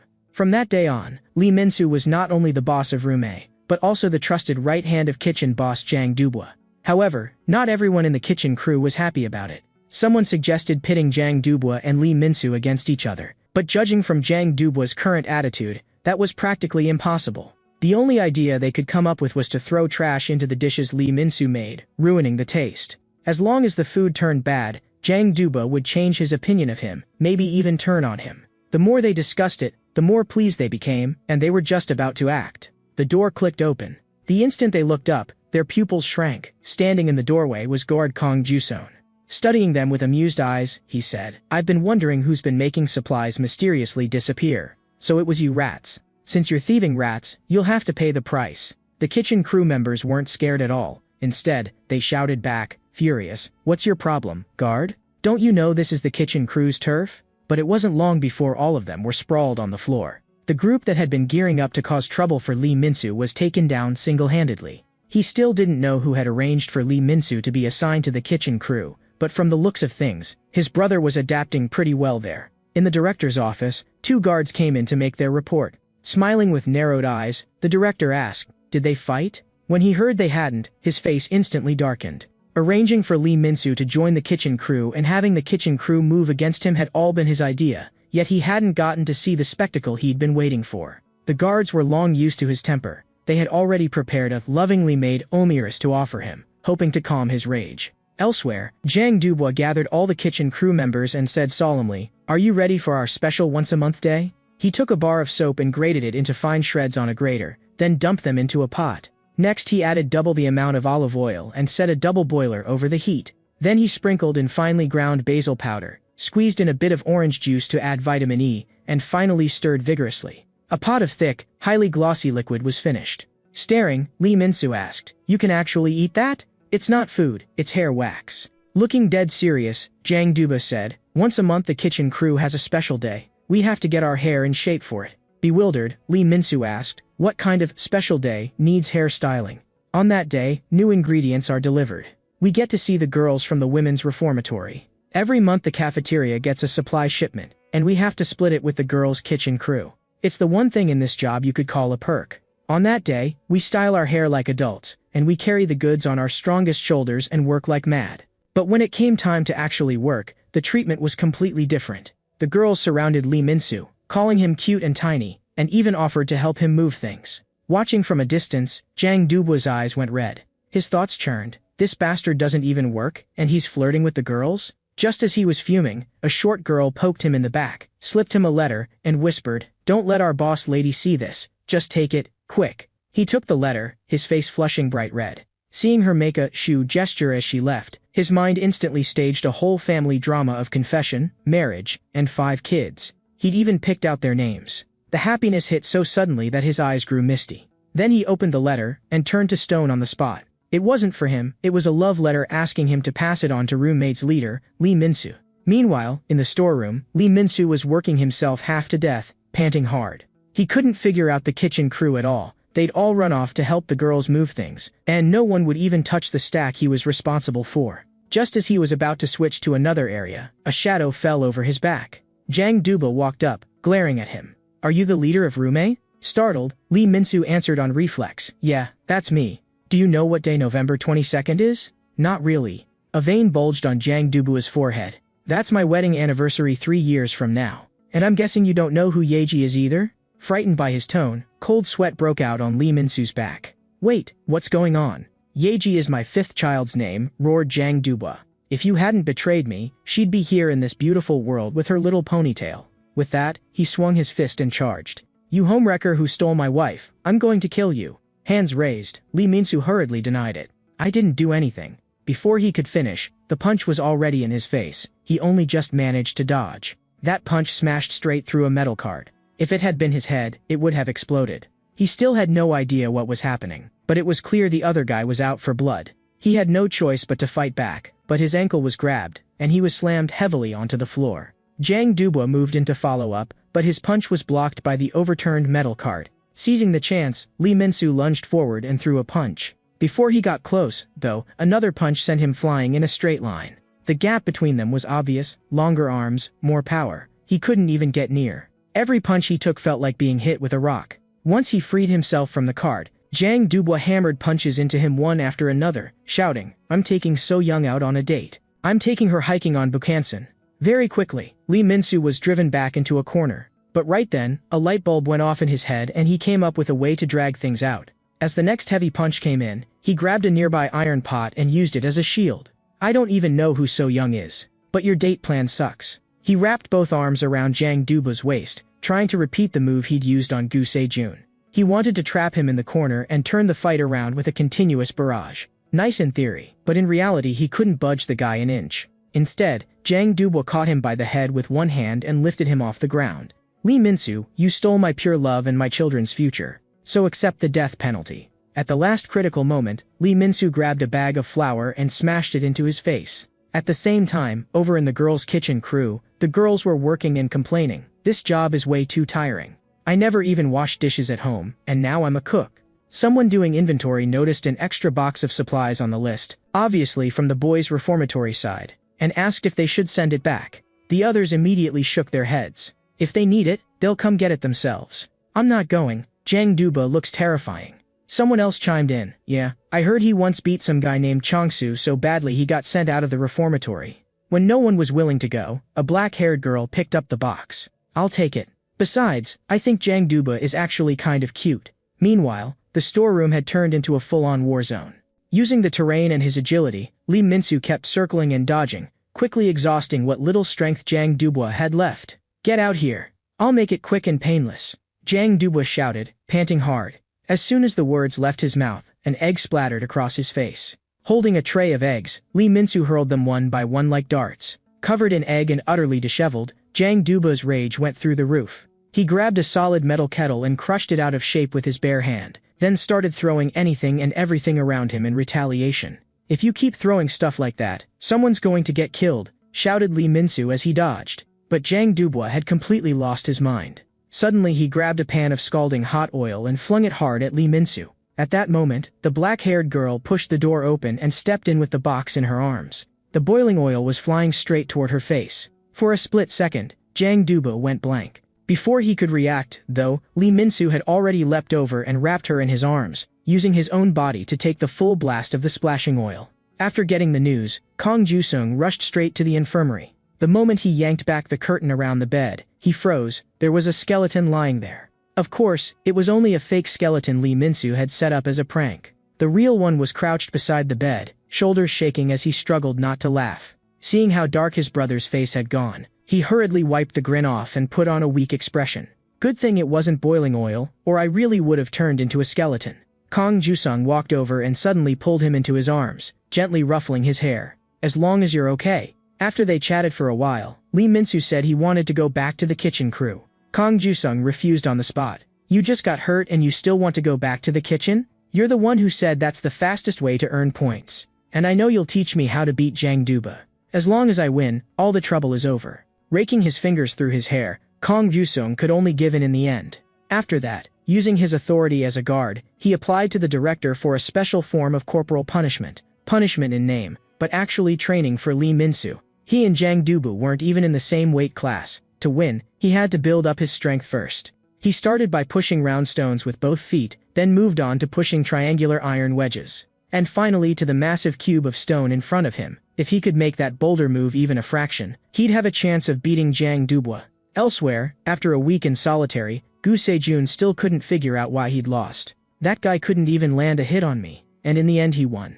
I must have gotten careless. If we fought again, I'd never lose. But the more pressing problem right now was wiping his butt. He was out of toilet paper, the water was shut off, and half a sleeve of his shirt was already torn off. He stared helplessly at the sleeve that remained. If he used it now, what would he wipe with next time? Just then, a wad of toilet paper was tossed into the isolation cell. Stop using random crap. Use toilet paper and wipe properly. From outside the door, Kong Jusung told him to hurry up. He was coming in. When the door opened, the cell was empty. The next second, Gu Sejun appeared behind him and asked coldly, "How do you know my sister?" Before he'd even finished the question, he swung a punch. Kong Jusung casually caught it, and with a smooth lock, pinned him to the floor in an instant. He'd always known the guy was strong, but hadn't expected him to be this ridiculously strong.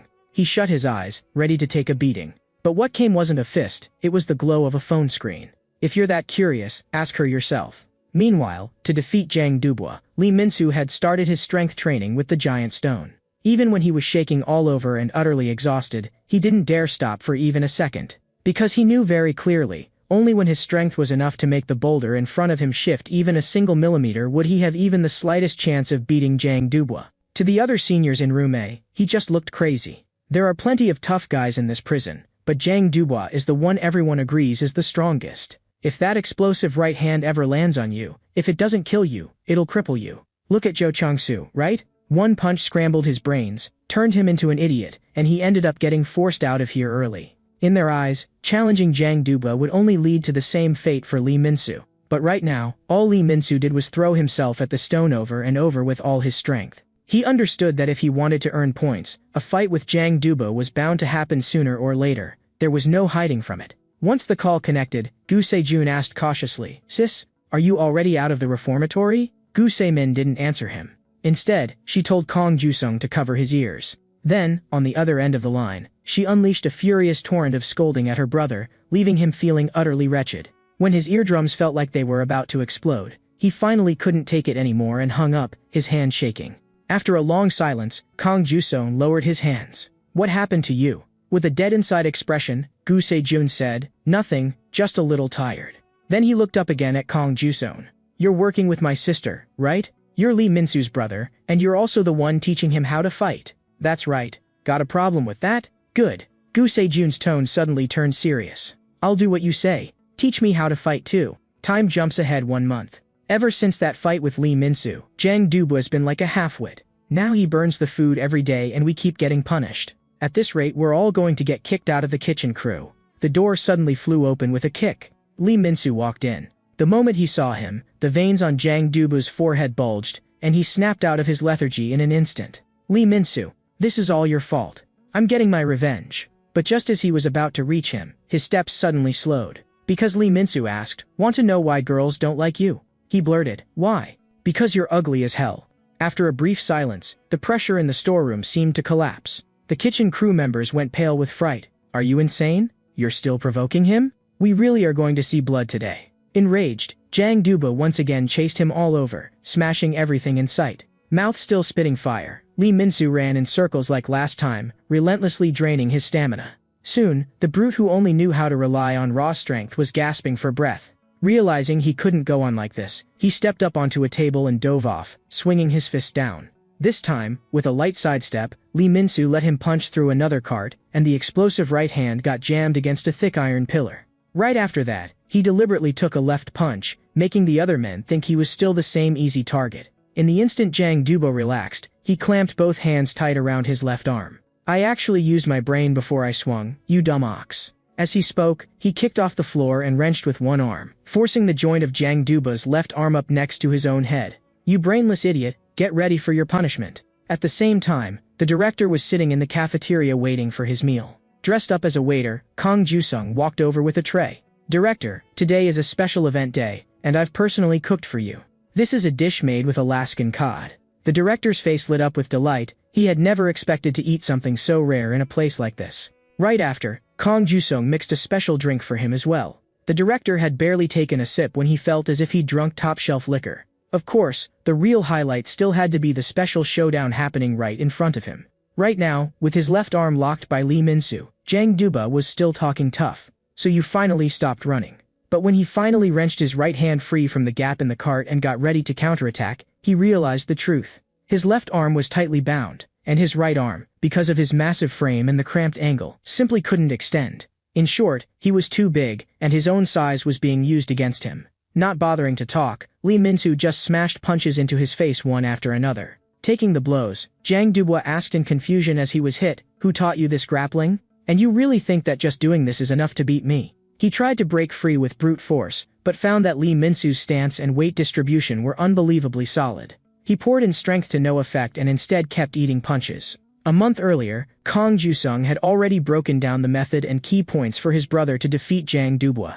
In the previous fight with Gu Se-jun, the difference in their weight classes had only been one level. That had allowed Lee Min-soo to force him into a corner and decide the match with a combo. But his opponent now was Jang Dubois, whose weight class was 3 full levels above his. Trying to use the same tactic was nearly impossible. More realistically, he had to pray he wouldn't be the one forced into a corner. Closing that kind of weight gap in a short time was pure fantasy. It was just like pushing stones. If you thought of those boulders as Jang Dubois, how could you move or even topple them? The answer lay in leverage. In fact, human movement itself is a matter of using all kinds of levers. As long as Lee Min-soo turned himself into the crowbar, using angles and center of gravity as fulcrums, he could lever that boulder named Jang Dubois. Right now, Jang Dubois was burning with rage inside. No matter how he rammed forward, the skinny kid in front of him didn't budge. All he could do was passively take hit after hit. Watching from the window, Kang Ju-sung turned to the director. "Director, are you enjoying the show?" The director squinted and commented, "It's interesting enough, but the direction is too predictable. Look at Jang Dubo's face, he's totally lost. How could those skinny little arms possibly beat that big lump of meat? Besides, Lee Min-soo's already getting tired. You can't fake the difference in weight." Kang Ju-sung suggested, "Care to make a bet?" "I'll bet that kid, Lee Min-soo, will win." The director's eyes lit up. "A bet sounds good. I love wagers that don't have any clear odds." But in Kang Ju-sung's view, claiming that weight difference alone could nullify headshots was nonsense to begin with. From the way basic boxing stances are designed, every movement is built around protecting the head and face. Because one of the most vulnerable parts of the human body is the face and skull, where many critical areas are concentrated. Among them, the jaw is especially important. A solid hit to the jaw sends shockwaves into the brain and inner ear, causing the opponent to temporarily lose their sense of balance. In amateur fights, weight classes are certainly important, but in the end, what really decides the outcome is skill. At this point, under the barrage of heavy punches, Jang Dubois' vision was already swimming. In his days, he seemed to see So Young waving goodbye to him. With the final straight punch from Lee Min-soo, that dream wife and the shadows of his 5 imagined children all vanished. The kitchen crew stared at the fallen Jang Dubois in utter shock. Even the director momentarily lost his composure and blurted out, "How did you know that brat would win?" "Just a hunch," Kang Ju-sung replied blandly. Not very pleased, the director got up to leave. "You've got an interesting hunch. You'd better start thinking now about what reward you want from that bet." Meanwhile, barely able to stay on his feet, Lee Min-soo was gulping for air. In his mind, he was thinking that it was finally over. Just then, he spotted a letter on the floor that had fallen from Jang Dubo's pocket. When he opened it, he realized it was a love letter addressed to the leader of Room A, but the recipient wasn't him, it was Gu Se-jun. According to the kitchen crew, the reason Jang Dubois had gone after him so viciously was that he'd thought the letter was written to Room A's leader, Lee Min-soo. The moment he understood, all he could do was smile bitterly. "So all the physical hell I went through trying to take this guy down was because he got the recipient wrong?" He was dying to rush over and land a few more punches, but the kitchen crew held him back firmly, leaving him fuming in place. At the same time, in a special restricted area of the reformatory, several special inmates were sitting around playing cards. They complained, annoyed, the selection for the next candidate has gone off the rails again. First Gu Se-jun, then Jang Dubois. Is that kid Lee Min-soo really that strong? Jang Dubois was supposed to be the strongest in the whole facility. Now that the two pre-selected candidates had both been disqualified, they had to move to the backup list. One was Lee Kong-min, a notorious Daehyundong mob boss and construction foreman. The other was a maintenance crew member, Ha Sung-cheol. As soon as the list was read, someone objected. I can see why you'd pick Lee Kong-min, but why Ha Sung-cheol? He's not even a boss. At that point they noticed the blonde-haired Jisoo hadn't said a word and asked why he wasn't choosing. Lounging lazily, Jisoo replied, I wasn't going to get involved. But after listening to you, I'm a little interested. This time, I nominate Lee Min-soo as a candidate. And that blonde was currently the #1 figure in the reformatory's reform center, Im Jisoo. Elsewhere, after losing, Jang Dubois had been thrown into solitary, and in the meantime, Lee Min-soo had taken over as acting leader of the kitchen crew. In the process, he truly came to understand Jang Dubois' misery. The kitchen crew guys were nothing but kitchen wreckers. If they weren't making the rice explode, they were creating absurd food combinations. Or they were even putting an electric kettle on the stovetop and blasting it with high heat. All Lee Min-soo could do was roar at the top of his lungs, stop. All of you, knock it off. Not long after, it was time for the prison supply delivery again.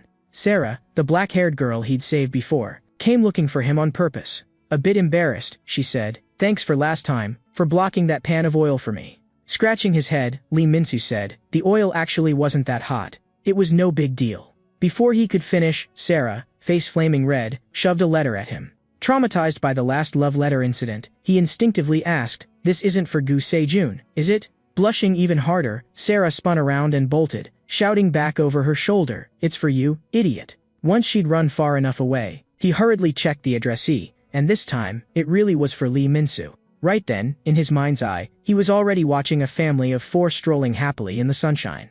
A lifelong single, his face instantly turned as red as a ripe apple. In truth, Farah's feelings for him weren't just because he'd shielded her from the oil. She'd noticed him even earlier, on the day she went for a walk in the yard after eating and happened to see the duel between Lee Min-soo and Gu Se-jun.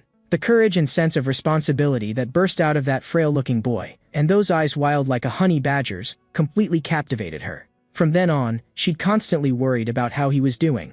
Today, with her big sisters helping her dress up and hyping her up, she finally mustered the courage to confess. She hoped that the next time they met, she would hear his answer. Back in the room, clutching the love letter, Lee Min-soo grinned like an idiot for a long time. When the seniors heard about it, they were all indignant. Traitor. We've been here way longer than you and not one of us has gotten a girlfriend. You're this happy just because you got a letter? Lee Min-soo didn't deny it. I really am happy. Up till now, the only letters I've ever gotten were from my mom. Or that love letter that was meant for Gu Se-jun but got sent to the wrong guy. As he spoke, he even invited everyone to gather around and read the letter with him. On the other side, Kong Ju-sung went to the warden's office. Sergeant Kong reporting. I heard you wanted to see me. The warden looked him up and down. You've been transferred here for about 3 months now, right? I hear you passed the Korean Army Academy early admission process at record speed and took first place in your class on the sergeant's exam. Someone like you actually willing to come work in a place like this reformatory. Well, I really ought to thank my own luck. With a respectful expression, Kong Ju-sung pledged his loyalty. I'll work even harder for you and for the country, warden. He knew that only by earning the warden's trust would he have a chance to help his brother rack up more points. But then the warden shifted the topic. You know, I caught something interesting on the surveillance recently. You and that boy named Lee Min-soo seem a little too close. What exactly is your relationship? If he wanted to get his brother out of the reformatory, Kong Ju-sung had to hide their real connection. He was adopted. After all, on paper nothing tied them together. Hearing the question, he couldn't help suspecting that the warden had already noticed something. In any case, he absolutely couldn't let their relationship be exposed and had to come up with a plausible excuse. But the warden's next words actually made him relax. You're teacher and student, right? I saw you teaching him how to fight. That's why you dared bet with me, because you knew your student would win. I have to say, you're not only smart, you can fight pretty well too. Going with the flow, Kong Ju-sung explained, it was Lee Min-soo who said he wanted to get stronger and begged me again and again, so I reluctantly agreed to teach him. The warden warned him coldly, don't get too close to that trash. Kong Ju-sung quickly agreed and then left, using the excuse that he needed to prepare for an outdoor volunteer activity. Once he was gone, the warden picked up the phone. He had no intention of letting it go at that. As long as this kid was that unusual, it was worth digging into his background. In the isolation cell, Gu Sejun finally let out a breath of relief. From the sound of his sister's voice on the phone that day, she must have gotten out of the reformatory. In another isolation cell, however, Jang Duba was curled up, trembling all over, eyes brimming with tears. He was still hung up on that love letter with the wrong addressee, feeling it was all far too unfair and entirely Lee Min-soo's fault. Just then, the cell door opened. Kang Ju-sung stepped in and said calmly, "What happened to you isn't Min-soo's fault." Choking back tears, Jang Dubo shot back, "What do you know? He stole my wife and kids. My life is ruined." But in that letter, when she wrote "room A boss," she didn't mean him. She meant Gu Sejun. The instant the words landed, Jang Duba's expression flipped. He yelled, "Lee Min-soo, I'm sorry. I blamed you for nothing. Gu Sejun, you bastard, you're dead." Unable to help himself, Kang Ju-sung cut in, "Calm down. You're jumping to conclusions." As he spoke, he took out his phone and pulled up a photo. When Jang Duba saw the image clearly, he gnashed his teeth. That's the kitchen goddess, Gu Se-min. Why is she standing next to that piece of trash Sejun, posing like they're a couple? Once more, he swore to carve Gu Sejun up into 1,000 pieces. Now he's stealing my goddess too? After hearing that they were siblings, his expression grew complicated. So that means Gu Sejun is my little brother-in-law? From the other isolation cell, where he'd already heard the commotion, Gu Sejun immediately roared back, "You pig, who's your brother-in-law?" So the two of them started a shouting match from opposite ends of the narrow corridor. One side yelled that he needed to think about his future nieces and nephews. The other spewed curses with a sky-high B-word count. Watching them scream at each other with such enthusiasm, Kang Ju-sung finally let out a breath. That's that wrapped up. From here on out, all Min-soo has to do is keep racking up points. Aside from that, there was something else he had to keep digging into, the dark secret the warden was going to great lengths to hide. And that special restricted zone he couldn't enter was likely the key. Just as expected, before he'd thought about it for more than a few seconds, he saw several guards carrying a juvenile offender out of the restricted area. What bothered him even more was the man inside wearing a red prison uniform. Meanwhile, in the showers, Lee Min-soo was staring at a sliver of soap worn down to nothing. This is even smaller than last time. How am I supposed to wash with this? Someone passed him a bottle of shampoo from the side. They actually have this stuff in prison? He took it and turned his head. How do you have shampoo? And your prison uniform is red, and you don't have a rank tag on your chest. So you're? Jisoo calmly introduced himself, speaking slowly, but he called out Lee Min-soo's name in one breath. That made Lee Min-soo pause. How do you know me? Before he could figure it out, Jisoo suddenly bent down. Thinking he was about to be attacked, Lee tensed up instinctively. In the next instant, that hand simply ruffled his hair lightly. You're even smaller than I imagined. How did you win those 2 fights? Lee Min-soo said stiffly, since you lent me shampoo, I'll let this slide. But then Jisoo suddenly dropped a strange line. This time I came looking for you. Next time, it'll be your turn to look for me. It won't be easy, but I'll wait. With that, he wandered off without a care, leaving behind a thoroughly confused Lee Min-soo. Back in the isolation cells, the two brawlers finally stopped their shouting. Jang Duba asked, you could have beaten Lee Min-soo. Why did you let him win? Gu Se-jun shot back, and what exactly did you do to lose to him? He explained that he'd been careless that day, and the kid had been very well prepared. Jang Dubois admitted, at first I just wanted to toy with him a little, and then realized I'd walked straight into the trap he'd set. But after those 2 fights, they must have noticed Lee Min-soo by now. Jang Dubois nodded. Yeah, they even got people in the kitchen to stir things up between me and Min-soo. Maybe they're planning to hand the candidate spot to Lee Min-soo instead of me. At that, Gu Se-jun suddenly snorted. Don't make me laugh. I'll prove I'm the real candidate. I'll climb to the top and pay them back 100-fold for the humiliation they gave me. 15 days later, Lee Min-soo had gradually blended in with the kitchen crew. Just as he was about to dig into his noodles, the kitchen crew members all stared past him with strange expressions. Puzzled, he realized that Jang Dubois had silently taken up position behind him. Hands raised high as if he were about to attack from behind, and the next second, he suddenly dropped to his knees. I'm sorry, Lee Min-soo. I got the wrong guy and tormented you all that time. And now that bastard is my brother-in-law, so I can't even help you get revenge. Reaching out a hand, Lee Min-soo pulled him up. It's fine, I accept your apology. Come on, sit and have some ramen.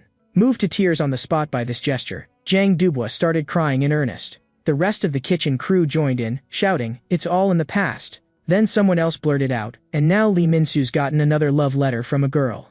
At that, the emotion vanished from Jang Dubois' face in an instant, twisting into a snarl. "You bastard, Lee Min-soo, now you've got your eye on my second wife too?" Right there in the storeroom, they put on another wild chase scene, but this time it was just for fun. Grinning from ear to ear, Lee Min-soo was thinking that tomorrow was the day he would write back to Sarah. But the next day, he couldn't smile at all. He'd been assigned to join a volunteer job. Rolling on the floor, he protested, "I don't want to do any stupid volunteer work. I want to see Sarah and give her letter back to her." The seniors tried to calm him down. "But this is the only way right now to get a big pile of points." Just then, another crew of volunteer kids walked in. With mocking smirks, they taunted, "You guys want to be my underlings? I can hook you up with cushy work at fried chicken joints and stuff." Everyone from Room A snapped back in unison. "What the hell are you talking about?" One of the fat kids grabbed Lee Min-soo by the collar. "So you the one who beat Gu Se-jun and Jang Dubois? Look at you, you're weak as hell." Just as it looked like things were about to explode, a guard rushed in to stop them.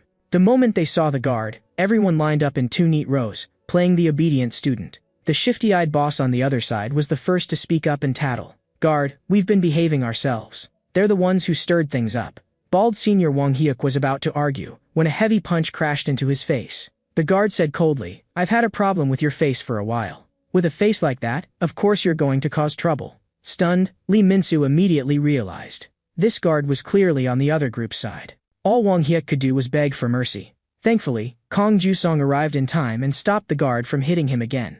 "That's enough. We're about to head out." Seeing it was a colleague, the guard smiled and said, "The kids were about to start a fight, and I lost my temper for a second, hit a bit too hard." Then he took his team and boarded the bus first. Concerned, Kong Ju-sung asked Wang Hyuk, "Can you still manage to go do the volunteer work?" Wang Hyuk shook his head, then nodded. "Yeah." Then, looking at his brother's back, Kong Ju-sung said sharply, "You were about to attack a guard just now, weren't you?" Glancing back with an innocent smile, Lee Min-soo said, "How could you think that?" Once they were on the bus, he asked Moon Hyun-jun, "Do you smell something weird?" When he turned, he saw someone in the back row had stuck his reeking bare feet into his space. He immediately warned, "Get your feet out of here." Their boss said lazily, "If you don't like it, fight my guys. Even if Gu Se-jun showed up, he couldn't handle us." Before he could finish, Gu Se-jun stepped onto the bus. Without saying a word, he simply stood there and swept his gaze over them.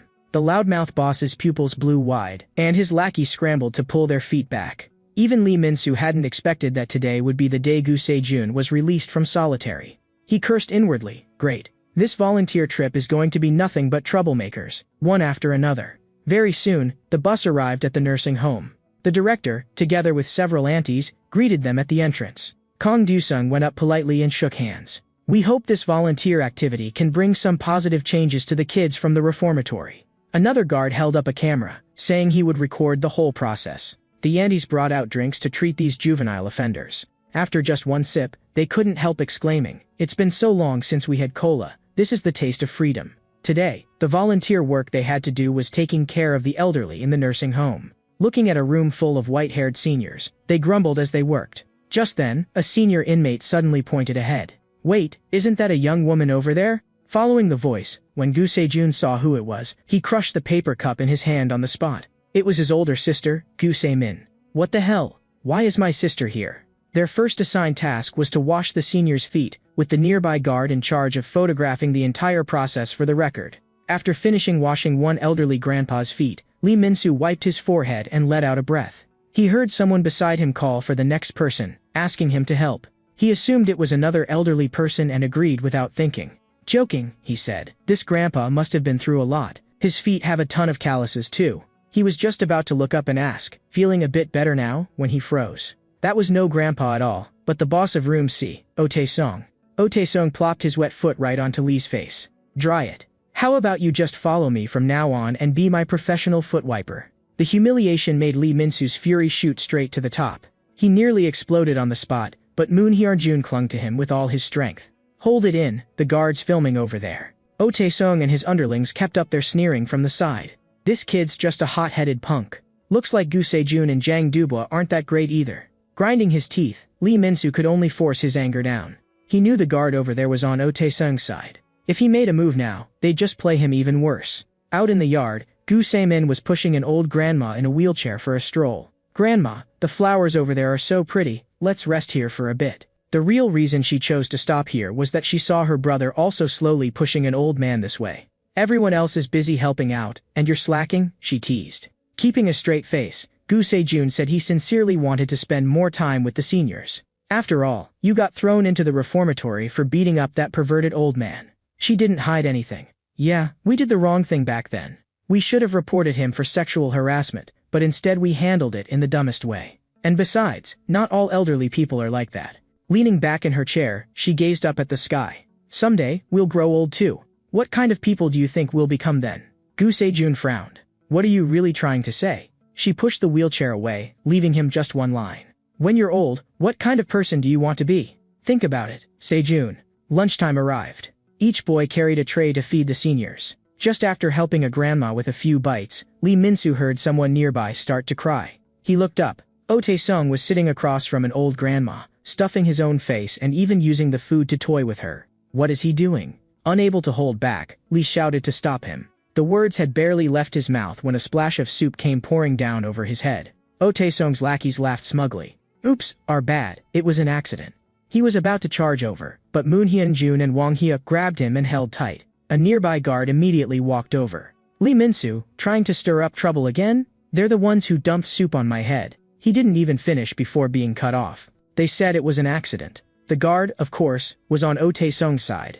Swallowing his frustration, Lee could only hold it in again. Oh Tae-sung's underlings grew even more brazen. We used to be afraid of a block people, but they're nothing special after all. Leisurely, Oh Tae-sung began to explain his creed. I don't care what block you're from. In my eyes, money is king. In the reformatory, ranks are based on the severity of your crime. But in the end, the more serious the crime, the tougher you usually are. But we're in C block as fraudsters. We might not be the best at fighting, but we don't need to fight at all. Just look at the news. Yukseon Group Chairman Moon Hazik, released on bail due to deteriorating health. If you have money, bodyguards, cops, even the law itself will protect you. We don't have power, so we'll just buy power. Fraudsters are the last people who will ever be short on money. In his eyes, as long as you held onto the cash, you could control the A-block thugs who lived off their fists. His lackeys, fired up by his words, became even more unrestrained. Soon, they were assigned to bait the seniors. But instead of working, Oh Tae-sung's boys just smoked and fooled around in the bathroom. They ignored the old man shivering under the scalding water. Just then, Wang Hyuk, who had just finished cleaning the toilets, headed to the bathroom to tidy up. The moment he pushed the door open, he saw the whole scene. He dropped his mop on the spot and stepped in front of the elderly man. I thought it was security for a second, the lackeys jeered. Scared me there. You've gone too far. Wang Hyuk couldn't help but shout. What if Grandpa has a heart attack? Before the words even finished, a punch came out of nowhere and smashed into his face. The fat one sneered. Who do you think you are, talking down to me? The other two lackeys laughed and cheered from the side. Gritting his teeth under the blows, Wang Hyuk fought back. Come on, then, you bastards. By the time Lee Min-soo and Moon Hyun-jun arrived, Wang Hyuk had already been beaten unconscious on the floor. Back outside, Lee went to find Kang Jusung, hoping his brother could help and give them a chance for payback. But Kang Jusung shook his head. You're out here doing volunteer work and still thinking about fighting? If you cause trouble here, things will only get more complicated. At a loss for words, Lee could only turn and walk away. Just then, a voice called out to them from behind. Guard Officer Shin walked over, half smiling. If I didn't mishear, you just now seemed to call him brother? Their expressions tightened instantly. They were just about to explain when Officer Shin continued. I've thought it was strange for a while. Sergeant Kong treats you like family. What exactly is your relationship? Kang Jusung knew that once their identities were exposed, every plan would collapse. For a moment, he was at a loss for words. At the critical moment, Gu Sejun suddenly appeared beside them and shouted at Kang Jusung, Bro, I've been looking everywhere for you. Those guys are causing trouble again. Officer Shin froze for a second. This punk actually dares talk to a guard like that? Kang Jusung quickly followed his lead and explained, maybe I'm too lenient with them, so they all just call me bro. Officer Shin gave a cold warning. This place is turning into a gang academy. I'll pretend I didn't see anything this time. If I see you getting too close to this trash again, I'll report it straight up. When he was far enough away, Kang Jusung finally let himself relax for real. But they all knew that if things kept going like this, it was only a matter of time before they were exposed. Lightly tapping Gu Sejun on the chest, Lee Min-soo wordlessly thanked him. Gu Sejun casually tapped him back, still spitting venom. Don't get the wrong idea. I'm not helping you. As they talked, the two nearly started arguing again. So Kang Jusung simply grabbed them each by the neck like chicks. Both of you, behave. Still unwilling, Lee asked, you really aren't going to help? Those guys are way out of line. Kang Jusung jabbed a finger at his forehead. You almost exposed yourself just now, and now you want to stir up trouble again? You trying to rot in here forever? With that, he directly assigned Gu Se-jun to keep an eye on Lee Min-soo. Naturally, Gu Se-jun wasn't happy, but when he heard the threat that refusing meant double training, he could only nod helplessly. After that, under the Andes' guidance, they were assigned to change diapers for bedridden seniors. Running back and forth, Lee Min-soo had just finished changing several people and was about to move to the next. He suddenly realized that the pack of diapers that had been full just a moment ago was gone. He turned around and saw that Oh Tae-sung and his lackeys had put all the diapers on themselves. They were fully geared up and striking ridiculous poses. Get ready to go to war with that useless punk from a block. Just as Lee was about to step forward, Gu Se-jun blocked him. Don't fight. Your bro told you to behave. But I really can't swallow this kind of provocation. Off to the side, Oh Tae-sung was still basking in his own glory. We're not playing around. We're protecting the world. And we've already captured a monster. The monster they were talking about was Wang Hyuk, who was tied to a chair. His body was wrapped in tape, and a diaper was pulled over his head, leaving only his nose exposed. Seeing this, Lee's anger instantly went off the charts. You're doing this to someone who just got injured? From the side, Gu Se-jun lightly patted the back of his head. Calm down. Don't stop me, or we'll fight first. Fight? I'm fine with that. But look who's over there. He pointed to the side. Oh Tae-sung was reporting to Guard Officer Shin that Lee and the others had been provoking them non-stop. With a stern face, Officer Shin walked toward them. Didn't I warn you not to cause trouble? One more incident and you're going back for special training. To avoid dragging his brother down, Lee Min-soo could only swallow his rage yet again. In the afternoon, Oh Tae-sung's lackeys went outside to smoke. The fat one grumbled, how long do we have to keep being that guy's underlings? Every time he starts spouting off, I just want to go up and deck him. Their leader, Park Tae-ho, waved his hand. Relax. We're only cozying up to the C block guys for now so we can live more comfortably. When the chance comes, we'll climb higher. His real target was that area only true powerhouses could enter, the place where the men in red prison uniforms were. Rumor had it they were picking the next candidate, and there was already a hot favorite here. Someone cut in from the side. But didn't Gu Se-jun already lose to Lee Min-soo? Park Tae-ho snorted. That's probably just a rumor. One look at Lee Min-soo and you can tell he's a weakling. He'd already decided to seriously injure Gu Se-jun and prove his strength to the men in red. On Lee Min-soo's side, he had also figured it out. For now he had to endure. Even if it was to settle internal room problems, he couldn't drag his brother into it. Just as he was thinking about how to get around them, the two boys coming straight at him deliberately tripped him. They pointed at him on the ground and burst into loud laughter. You bastards, I'm killing you today. Just as he was about to explode, someone else stepped in to smother the fire. Gu Se-min walked over with a handkerchief. Good thing you seem okay. You can take a beating just like your brother. You don't even cry at this level. Curious, he asked why she knew his brother. She wiped his face as she smiled. That's a secret. But with one sidelong glance, Lee had already spotted the name tag on her chest. Before leaving, she added, please, take good care of my little brother for me. Only after she walked away did he slowly turn her name over in his mind. Gu Se-jun, Gu Se-min. Thinking back to everything so far, he could be almost certain. This woman was Gu Se-jun's sister. A thought formed rapidly in his mind. He sprinted all the way back to the classroom and smacked Gu Se-jun on the back of the head. That's payback for you hitting the back of my head before. Want to settle this one-on-one? With his head lowered, Gu Se-jun said flatly, don't even think about it. But he did admit, right now he really wanted to beat up those C-block punks. At the same time, on the rooftop, Gu Se-min was waiting for Kong Ju-sung. A bottle of soda was suddenly set lightly on top of her head. Sorry to keep you waiting. This is more than enough for me, she said, satisfied. Kong Ju-sung asked what she'd called him up for. She replied, thanks to you, I got to see Se-jun. As family, I have to show my gratitude. These days, you've also been helping me non-stop. Kong Ju-sung admitted, I only did it because it benefits me. You really are capable, you keep making me want to punch you. Trading jabs back and forth, the mood between them relaxed a lot. Then Kong Ju-sung asked, have you heard of the red prison uniforms? From her reaction, it was obvious she hadn't. The other guards either dodged the question or clam up completely. Digging up any useful intel is even harder than I expected. He checked the time.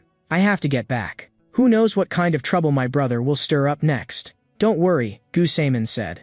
I've already asked Se-jun specifically to keep an eye on Min-soo. I saw with my own eyes how he held back when someone picked a fight. That kid is pretty impressive. Kong Ju-sung chuckled. Of course, he takes after me. Even when he's being disobedient, he knows what he's supposed to do, and he does it well.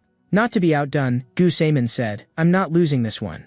I had Se-jun watch Min-soo because Se-jun is reliable. My brother is dependable and manly, after all. Going back and forth like that, they took turns bragging about how great their little brothers were. Neither of them knew that, at that very moment, their two perfect, younger brothers were downstairs, fighting with blood boiling. Catching wind of the commotion, Otaesung and his crew rushed over to watch. Puzzled, Lee Min-soo asked, "They bully our rooms guys and play cruel jokes on the elderly, and you're really not angry at all?" Coldly, Gu Se-jun replied, "What's that got to do with me? Quit talking and fight." But Lee kept going. "That's not necessarily true. I'm guessing their next target will be the volunteer Nuna, Gu Se-min. Isn't she your sister? Just thinking about what kind of pranks they'll pull on her has me worried already." This was the new plan he'd come up with after meeting Gu Se-min. Since the two still hadn't started fighting, Otaesung's lackeys started booing from the sidelines. "What's wrong? All talk?" One of them stuck his face right up to Gu Se-jun. "Don't tell me you're scared of Lee Min-soo." The words had barely left his mouth before his head took a heavy hit. "He's not completely wrong." Otaesung's lackeys roared in anger. "You dare sucker punch one of us? My sister is indeed pretty, but I wasn't worried about her at all. But the more I think about it now, the madder I get. I'm going to make you pay for messing with people from our room." Meanwhile, in the storage room, Guard Officer Shin was humbly lighting a cigarette for Otaesung. To get him into this volunteer activity, Shin had gone so far as to forge documents to get the C Block VIP on the bus. Otaesung said calmly, "I'm very satisfied. I'll make sure you get a bigger cut this time." With money in hand, Officer Shin beamed obsequiously. "I should be thanking you. You always give me pocket money." Otaesung went on sketching his blueprint. "Once I take over a block and bring in a construction crew, you'll get even more. Find a way to connect me to the people in that special cell. I'm going to meet them personally soon." At that, Officer Shin panicked. "That place is under the warden's direct control.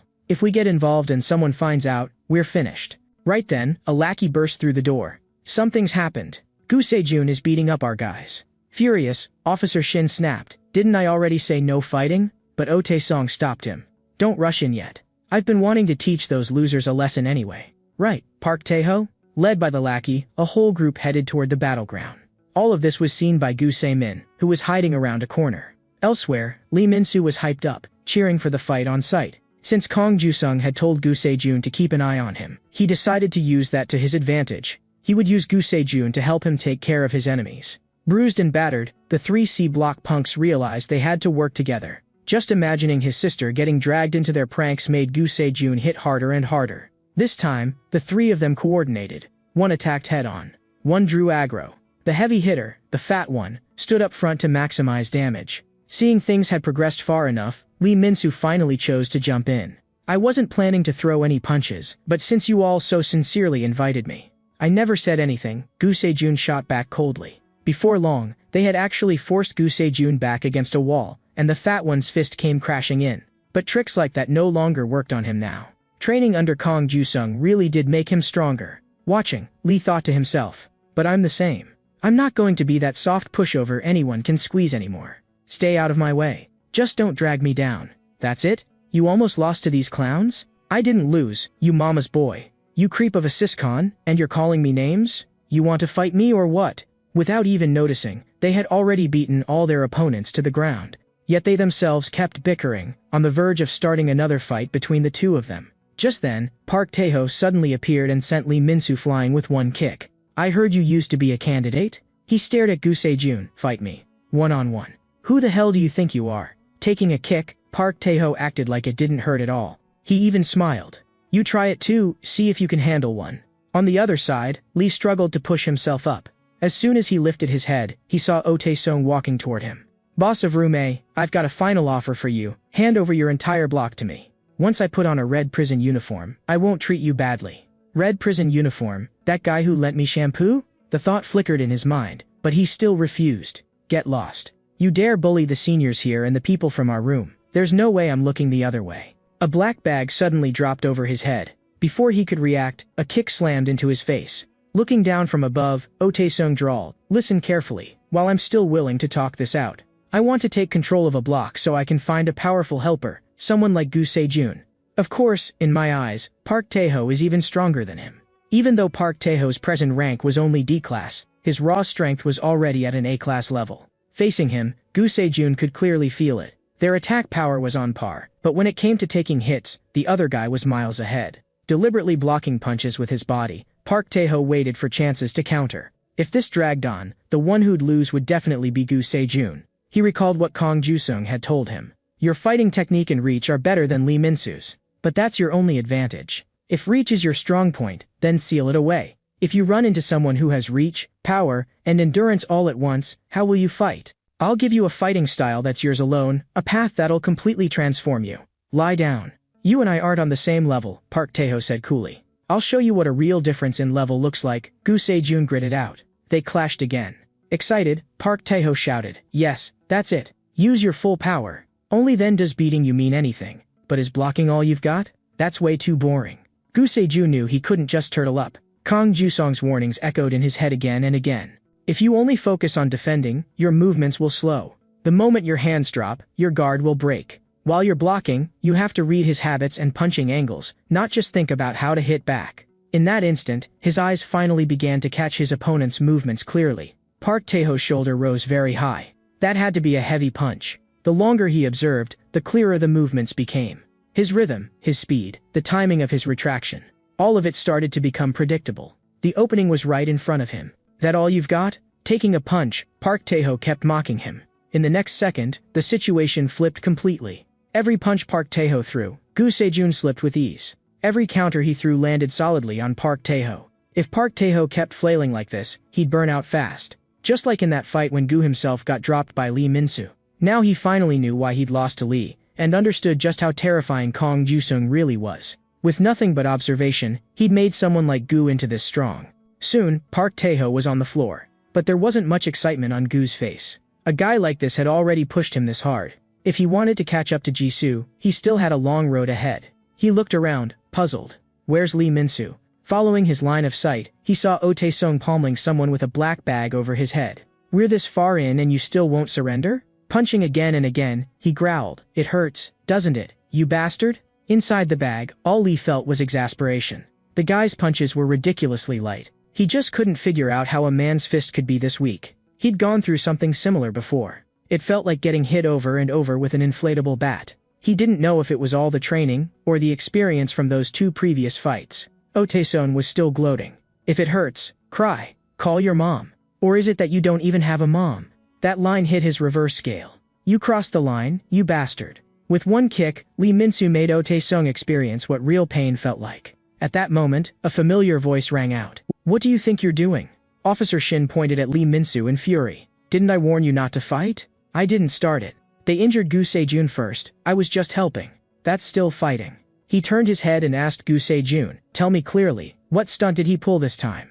We didn't throw the first punch, Gu Se-jun answered seriously. They went after my sister and harassed the grandparents here. Kong Jusung's expression instantly turned cold. See that? Officer Shin seized the chance. I told you not to get close to these people. Because you shield them, they're this arrogant. Get ready to write up a disciplinary report. Just then, Gu Se-min arrived. Officer Shin, what you should be preparing isn't a disciplinary report, but court documents. Who are you? Officer Shin stared wide-eyed. Unhurried, she took out her phone and opened an audio and video file. On it was the entire process of Oh Tae-sung bribing him in the storage room and having him forge documents. In an instant, Officer Shin's face turned pale. You took bribes and forged official documents. Her tone was calm, but every word struck home. Officer Shin suddenly lunged, trying to snatch her phone. Kong Jusung stepped forward, and with a single move pinned him to the ground. The two of them met each other's eyes and nodded in tacit understanding. This round had finally been turned around.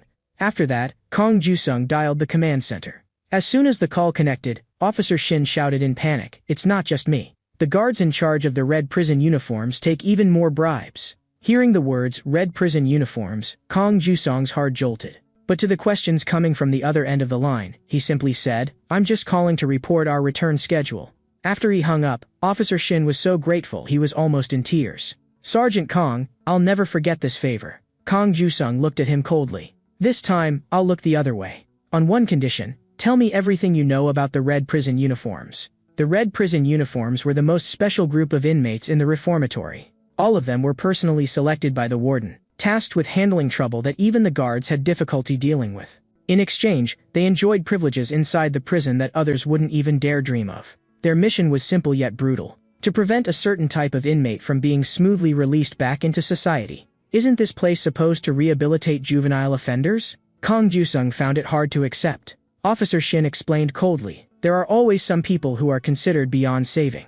Sending them back into society unchanged would cause political scandal. Put simply, the job of the red uniform inmates is to make sure people like that don't walk out so easily. Then doesn't that make the point system and rehabilitation reviews a joke? You're still too naive. Officer Shin shot back. Have you ever actually seen anyone leave this reformatory properly? That's what the red prison uniforms are for. They specifically cripple those kids whose points are almost full and who are just about to get out. To put it bluntly, walking out of here easily? Not happening. A week after returning from the volunteer activity, Lee Min-soo was only 50 points away from the total needed to apply for release. The prison guards were still violent as ever, and the fights between kids never stopped. Maybe because he and Se-jun had given them such a harsh beating, the boys from C-room no longer came looking for trouble with them. At this point, there was only one thing really weighing on him. Before the next supply day, he had to give Sarah an answer about that love letter. That day, he was supposed to come clean the storage room with Kang Ju-sung. But when he arrived, he found the storage room was already spotless. Gu Se-jun was off to the side, putting in extra training reps. Isn't this place already cleaned? Why'd you bring me here? Lee Min-soo asked, confused. Before he finished speaking, Kang Ju-sung had already snapped handcuffs onto his wrists. Stand there and don't move. He picked up a tennis ball from a nearby box full of them. He'd come up with a training method. From now on, both your hands are restrained. I'm going to keep throwing tennis balls at you. Your only job is to dodge. And each tennis ball would be faster than the last. He barely managed to avoid the first one. The second ball sped up instantly and smacked his scalp numb. This was exactly what he lacked most. An instinctive reaction to sudden changes and crises. What instinct? I already beat Gu Se-jun and Jang Dubois. Doesn't that mean I don't need more training? You call that a fair and square win? Kang Ju-sung shot back. The way you three fight is way too one-dimensional. You just happen to exploit their weak spots. If Gu Se-jun had been prepared in advance, there's no way you'd have won. And if you hadn't trained your leg strength, how would you have managed to kick Jang Dubois at all? Now, Gu Se-jun was also learning basic combat under Kang Ju-sung. He wanted his little brother to get systematic training too. Even though I hate fighting, this place is just too dangerous. Ever since Officer Shin had told him the truth about the red prison uniforms, Kang Ju-sung knew that if he wanted his brother to safely leave this hell, he had to become stronger. Meanwhile, Lee Kang-min, the leader of the construction team, was in secret talks with C2 Block's boss, Oh Tae-sung. Oh Tae-sung believed, this reformatory is no different from the outside world.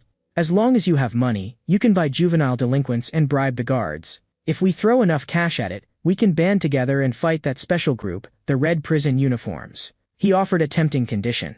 If Lee Kang-min agreed to join, he'd give him 20% of the profits, about 4,000 won net each month. He even promised he could help pull strings for a red uniform slot. But Lee Kang-min's answer left Oh Tae-sung momentarily stunned. No matter how perfect a plan looks, working under a weakling will only ruin my reputation. Oh Tae-sung snapped his fingers. Then I'll give you a little more time to think. Why do you think I asked to meet you alone, with no guards or lackeys around? With a crisp snap, and Cheol-do from C2, Jang Sang-hyen from D3, Park Tae-ho from D1, and So Sung-jian from C6 stepped out from the shadows, surrounding Lee Kang-min. Well? Oh Tae-sung asked with a grin.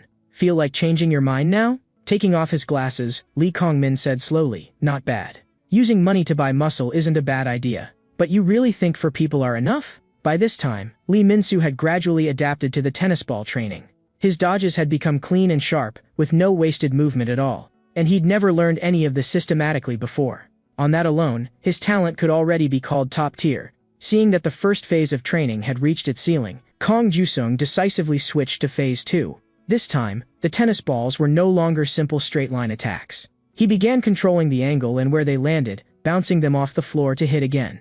At the same time, he increased the throwing rate. Now, Lee not only had to dodge balls from the front, he also had to stay wary of shots rebounding in from his blind spot behind him. Attacks aimed at blind spots like that weren't something even pros could necessarily handle. His goal in the second phase was to stack a huge amount of experience in handling multi-angle attacks for his brother, and build instinctive dodging reactions. I get all that, but why do you have to tie up my hands? Your hands can be used for offense or defense, Kang Ju-sung explained.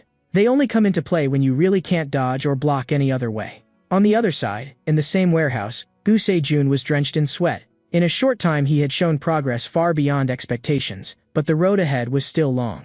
Every time Kang Ju-sung showed up, it was only to point the way. What truly made them stronger, from beginning to end, was never anyone else, but their own determination. The training he'd arranged this time would be hellishly brutal. If they got through it, their potential would be fully unleashed. If they couldn't, they'd be stuck at the word potential forever. And silently, he wondered to himself, once this hell training ended, which of them would end up going farther? Meanwhile, Officer Shin quietly opened the door to the private meeting room. What was supposed to be the surround and crush setup planned by Oh Tae-sung had already turned into a slaughterhouse. The 4 bosses of each block had all been taken out. Only Oh Tae-sung remained, begging the just-arrived Officer Shin for help. But he didn't know that Officer Shin and Lee Kong-min had long since been grasshoppers tied to the same rope.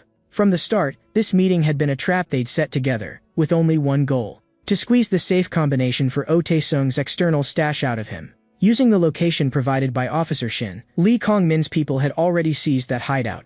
Inside was roughly 200 million won in cash. According to their prior agreement, Officer Shin could take 10% of that. "It'll be in your account by the end of today," Lee Kong-min said. "On one condition, you pass on a message to the special organization and tell them I want to meet." The next day, when Lee Min-soo went to the kitchen as usual, he was stopped. "You can't work here anymore." Scratching his head, Jang Dubois looked embarrassed. Standing beside him, Officer Shin added, "There are too many people in the kitchen crew now. We have to cut some. The construction team just happens to have an opening. Want to give it a try? It'll suit you." Looking at the form, Lee hesitated. "Switching places without talking to my brother? What if this messes up our original plan?" But under Officer Shin's urging, and since this was the only way to rack up points quickly for now, he ultimately nodded and agreed. Watching the back of the boy he liked walking away, Jang Dubois silently prayed. He hoped he'd be safe and sound. He had a vague feeling that getting dropped from the kitchen crew and transferred to construction was all part of someone's prearranged plan. Before long, Lee Min-soo arrived at the construction site where the team was based. Seeing the place full of big, burly men, he froze. "These guys are really high schoolers like me? I just hope the foreman here isn't another Jang Dubois."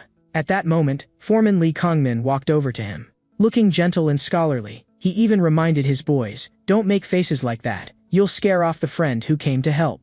Considerately, he handed him a pair of gloves. "I'm Lee Kong-min, the construction team leader. If you work barehanded here, you'll get hurt." He ordered his men, "It's Lee Min-soo's first time around machines. Help him out and let him get used to things." Then he smiled at Lee. "If you ever have questions, just come find me." Lee instantly felt a huge weight lift from his chest. Looks like transferring to construction was the right move. This leader is gentle, polite, actually looks out for me. Nothing like that rough Jang Dubois. What he didn't know was that from an angle he couldn't see, Lee Kong-min was watching him like a starving wolf. Not long after, a red uniform inmate left the restricted area. As she walked, she complained to a guard, "How do these kids live in a place like this? This whole reformatory smells like lonely old men." The guard reminded her, "You only have 5 minutes. In and out, quickly." Pushing open the door, the red uniform inmate stepped into the construction team's warehouse. Everyone froze for a moment. The person in the red prison uniform was actually a woman. Member of the special organization, Red Uniform, Park Hyoshin. The boys couldn't believe it. Why is there a woman here? But she does kind of look like a guy. "Everyone heads down, hands over your ears," Lee Kong-min ordered coldly. They obeyed at once. "Is this like a cutesy version of a gang?" Park Hyoshin's lips curled. "As long as I don't give the order, they can't see or hear anything," Lee Kong-min replied coolly. "You're Lee Kong-min?" She gave him a once-over. "You look exactly like my type. You're not Kim Wire-young." Lee Kong-min frowned. "Kim Wire-young has other business," she said with a teasing smile. "What? Disappointed it isn't him." Adjusting his glasses, Lee said, not disappointed. "Let's say a new face showed up, that's all." Under his direct gaze, she theatrically covered her face. "If you stare at me like that, I'll get shy." But in his head, he was already calculating. "She looks fragile, but she's wearing a red uniform. Interesting. What are you doing in this dump?" She held up 3 fingers. "The number of candidates is back to 3. Still 3? He blinked. "I clearly confirmed that Jang Dubois and Gu Se-jun were eliminated." She slowly counted them off. "First, you, Lee Kong-min. Second, Ha Sung-cheol from maintenance. Third, the boss of a room, Lee Min-soo." Jisoo suddenly nominated him for the candidate list. At that name, a flash of disbelief went through Lee Kong-min's eyes. "I've already proven my strength. Why am I still just a candidate?" "You haven't proven anything," Park Hyoshin laughed. "If anything's been done, hasn't it all been thanks to your brother, Lee Kong-won? Even if a rabbit has a tiger behind it, the rabbit is still just a rabbit." His head snapped up. "How do you even know my brother?" Leaning in close to his ear, she whispered, "Little rabbit, can you prove how strong you are without a tiger behind you?" He took off his glasses. "Then I'll beat you right now." Would that count as proof? To her, that kind of straight-on challenge was so childish it hurt. "Looks like you're still nowhere near ready." Her tone suddenly went cold, and the aura around her changed in an instant. Do I really look that weak to you? The sudden pressure made Lee Kongmin shiver despite himself. He realized clearly that the person in front of him was definitely not weaker than he was. Don't overthink it, Park Hyoshin went back to sounding casual. You're still a very competitive candidate. That's exactly why I wanted to meet you. As long as you beat one of the other two, Kim Wire-young and I will both help push this through for you. Only when the door closed did his taut nerves slowly relax. Was I really that tense just now? But the key point was that now he only needed to take down one of the two, and one of them just happened to be in his construction team. He glanced over at Lee Min-soo working on the other side. With that thin frame, he hardly looked like someone who could have beaten Jang Dubon and Gu Se-jun. Let's test him first. He tipped his chin, giving his boys a look. In high spirits, busy with his work, Lee suddenly saw a hammer flying straight at his face. He reflexively jerked his head aside and barely dodged it. Sorry, I didn't mean it, the boy apologized at once. Shifting to another spot, he then got tripped by a cable, pitching forward, right toward a board covered in a dense forest of nails. He stopped just a centimeter short of having a nail go through his eye. Sorry, pure accident, another kid said, hand raised. With two coincidences in a row, even the dullest person would sense something was wrong. Was that really an accident, or on purpose? If it's on purpose, what are they trying to do? Before he could think it through, several boys had already closed in. They pinned him in front of a table saw and forced his hand toward the high-speed spinning blade. At that moment, the saw teeth were only micrometers from his palm. Someone yanked the main switch, and the whole warehouse went dark. When the lights came back on, the boys from a moment ago were all on the ground, out of commission. It wasn't me, Lee said with an innocent face. But seeing the crowd slowly gathering, he understood too. This had been aimed at him from the very beginning. And Cheol-do and Jang Sang-hyen advanced on him step by step. He couldn't decide for the moment. Should he fight back? If he did, there was a good chance he'd lose points. But just standing there and taking the hits wouldn't solve anything either. After thinking it over, he decided on the safest move. Yell for help and draw the guards' attention. Two guards in the distance did hear the commotion. They glanced at each other, then turned their eyes away and kept chatting as if they'd seen nothing. A chill went through his heart. So the guards are on their side too. And Cheol-do and Jang Sang-hyen had already rushed up to him. Meanwhile, at the other end of the warehouse, Gu Se-jun was still doing extra training. That's about enough. Time to head back and tidy the warehouse. If we're any later, there'll be trouble, Kong Ju-sung warned him. One more round, Gu Se-jun gritted out. This time I'll clear the first stage for sure. That punk Lee Min-soo is already on level 2, I'm not losing to him. At that very moment, under a 2-on-1 assault, Lee Min-soo was slipping through their attacks like a fish in water. He'd already mastered the rhythm of dodging, yet still held back from striking. He didn't want trouble. He'd come to the construction team for only one reason: to earn points and then leave quietly. Watching from the side, Lee Kongmin quickly saw what was going on. This kid's not fighting back because he's afraid of losing points, is he? Wanting to see his true ability, he simply had the guards leave on some pretext. Leave this to me. You two step out for a bit. Lee stopped holding himself back. He'd been bottling up his anger for a while, and this was the perfect chance to test the results of his training. To his own surprise, the two of them were weak to a ridiculous degree. He couldn't tell if he'd gotten too strong, or if they were just that bad. Before long, and Cheol-do and Jang Sang-hyen were on the floor. Looks like beating Gu Se-jun and Jang Dubo wasn't just luck, Lee Kongmin finally concluded. So this whole mess was your setup? Lee asked. What did I even do to deserve this? It's simple. Pushing up his glasses, Lee Kongmin said, you and I are both candidates. Candidates? It was the first time he'd ever heard the word. He'd only come here to honestly rack up points. Taking off his glasses, Lee Kongmin rubbed his brow in irritation. And because of some kid who doesn't even know what a candidate is, I'm the one who has to prove his strength. I was going to leave it to my underlings. But then some clueless nobody like you gets put up for comparison with me. That's what really pisses me off. So I changed my mind. From here on, I'm taking care of you myself. If you want to fight, just say so. What's the point of going in circles? Spreading his hands, Lee raised both middle fingers. Come on then, you bastard. The war between two candidates exploded in an instant. Only when they actually crossed fists did he realize. His opponent's speed was on a completely different level from those two earlier. Just barely dodging was hard enough. His attacks tracked him like a predator locked onto prey. They closed in step by step, leaving no room to breathe. This guy's trained in some kind of boxing? Lee judged inwardly. But he knew he couldn't dodge forever. Sooner or later he had to land a clean counter. Yet his first punch was easily caught one-handed by Lee Kongmin. You seriously have no idea how to attack, do you? Is this how you fought before too? Then I guess Gu Se-jun and Jang Dubu weren't much either. From then on, the exchange was almost completely one-sided. Though Lee desperately dodged, he could never find an opening. At last, he spotted what looked like a clear weakness. But the moment he went to strike, a heavy elbow smashed into his forehead.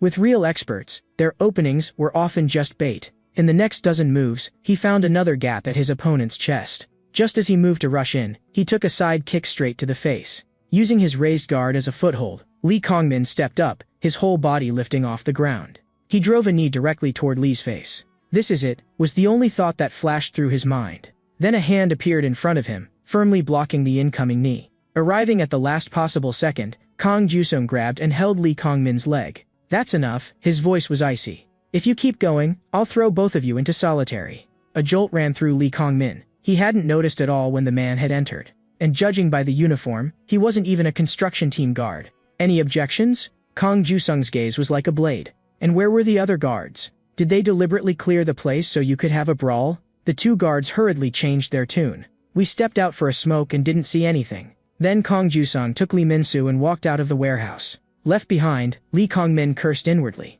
"Damn it, I was that close. Next time, you won't be so lucky." In the infirmary, Kong Jusung gave his brother a quick checkup. "You're not chewing me out?" Lee asked, surprised. "I got into a fight like this and all. I don't know the whole story yet." Kong Jusung asked, "Why did you end up in the construction team?" "They said the kitchen had to cut people. The only way left to earn points was construction." But if there was one thing Kong knew, it was that he'd never ordered staff cuts in the kitchen. Thinking it over, he suddenly remembered there'd been a similar accident when Lee was first assigned to the kitchen too. "Someone's got their eye on you," he'd already concluded in his heart. "It was the same as when I fought Gu Se-jun," Lee said with a bitter smile. "I couldn't land a single punch, and I couldn't avoid all his attacks either. That's normal. Lee Kongmin has very likely trained in kickboxing or something similar. He's nothing like Gu Se-jun. A guy like that can't be taken down with tricks or schemes. You only beat him by getting stronger for real." So he decided to start his brother on phase 3 of training. And during that time, he'd stay near the construction team and keep watch. He still didn't know who was pulling strings behind the scenes, but he knew there were only two things he could do now. Make his brother strong enough, and wait for the right moment to confront whoever was in the dark head-on. With Kong Jusung now constantly around, Lee Kongmin never found a chance to move. Even after he had someone steal Kong Jusung's personnel file, he couldn't find a single weakness in it. Just one day. "I only need him gone for one day." Taking a phone out of his drawer, he dialed a number and spoke softly. "Do me a favor, and don't let my brother find out." 1 week later, at night, under the streetlights, Kong Jusung sat in his car, checking the time. He was waiting for someone.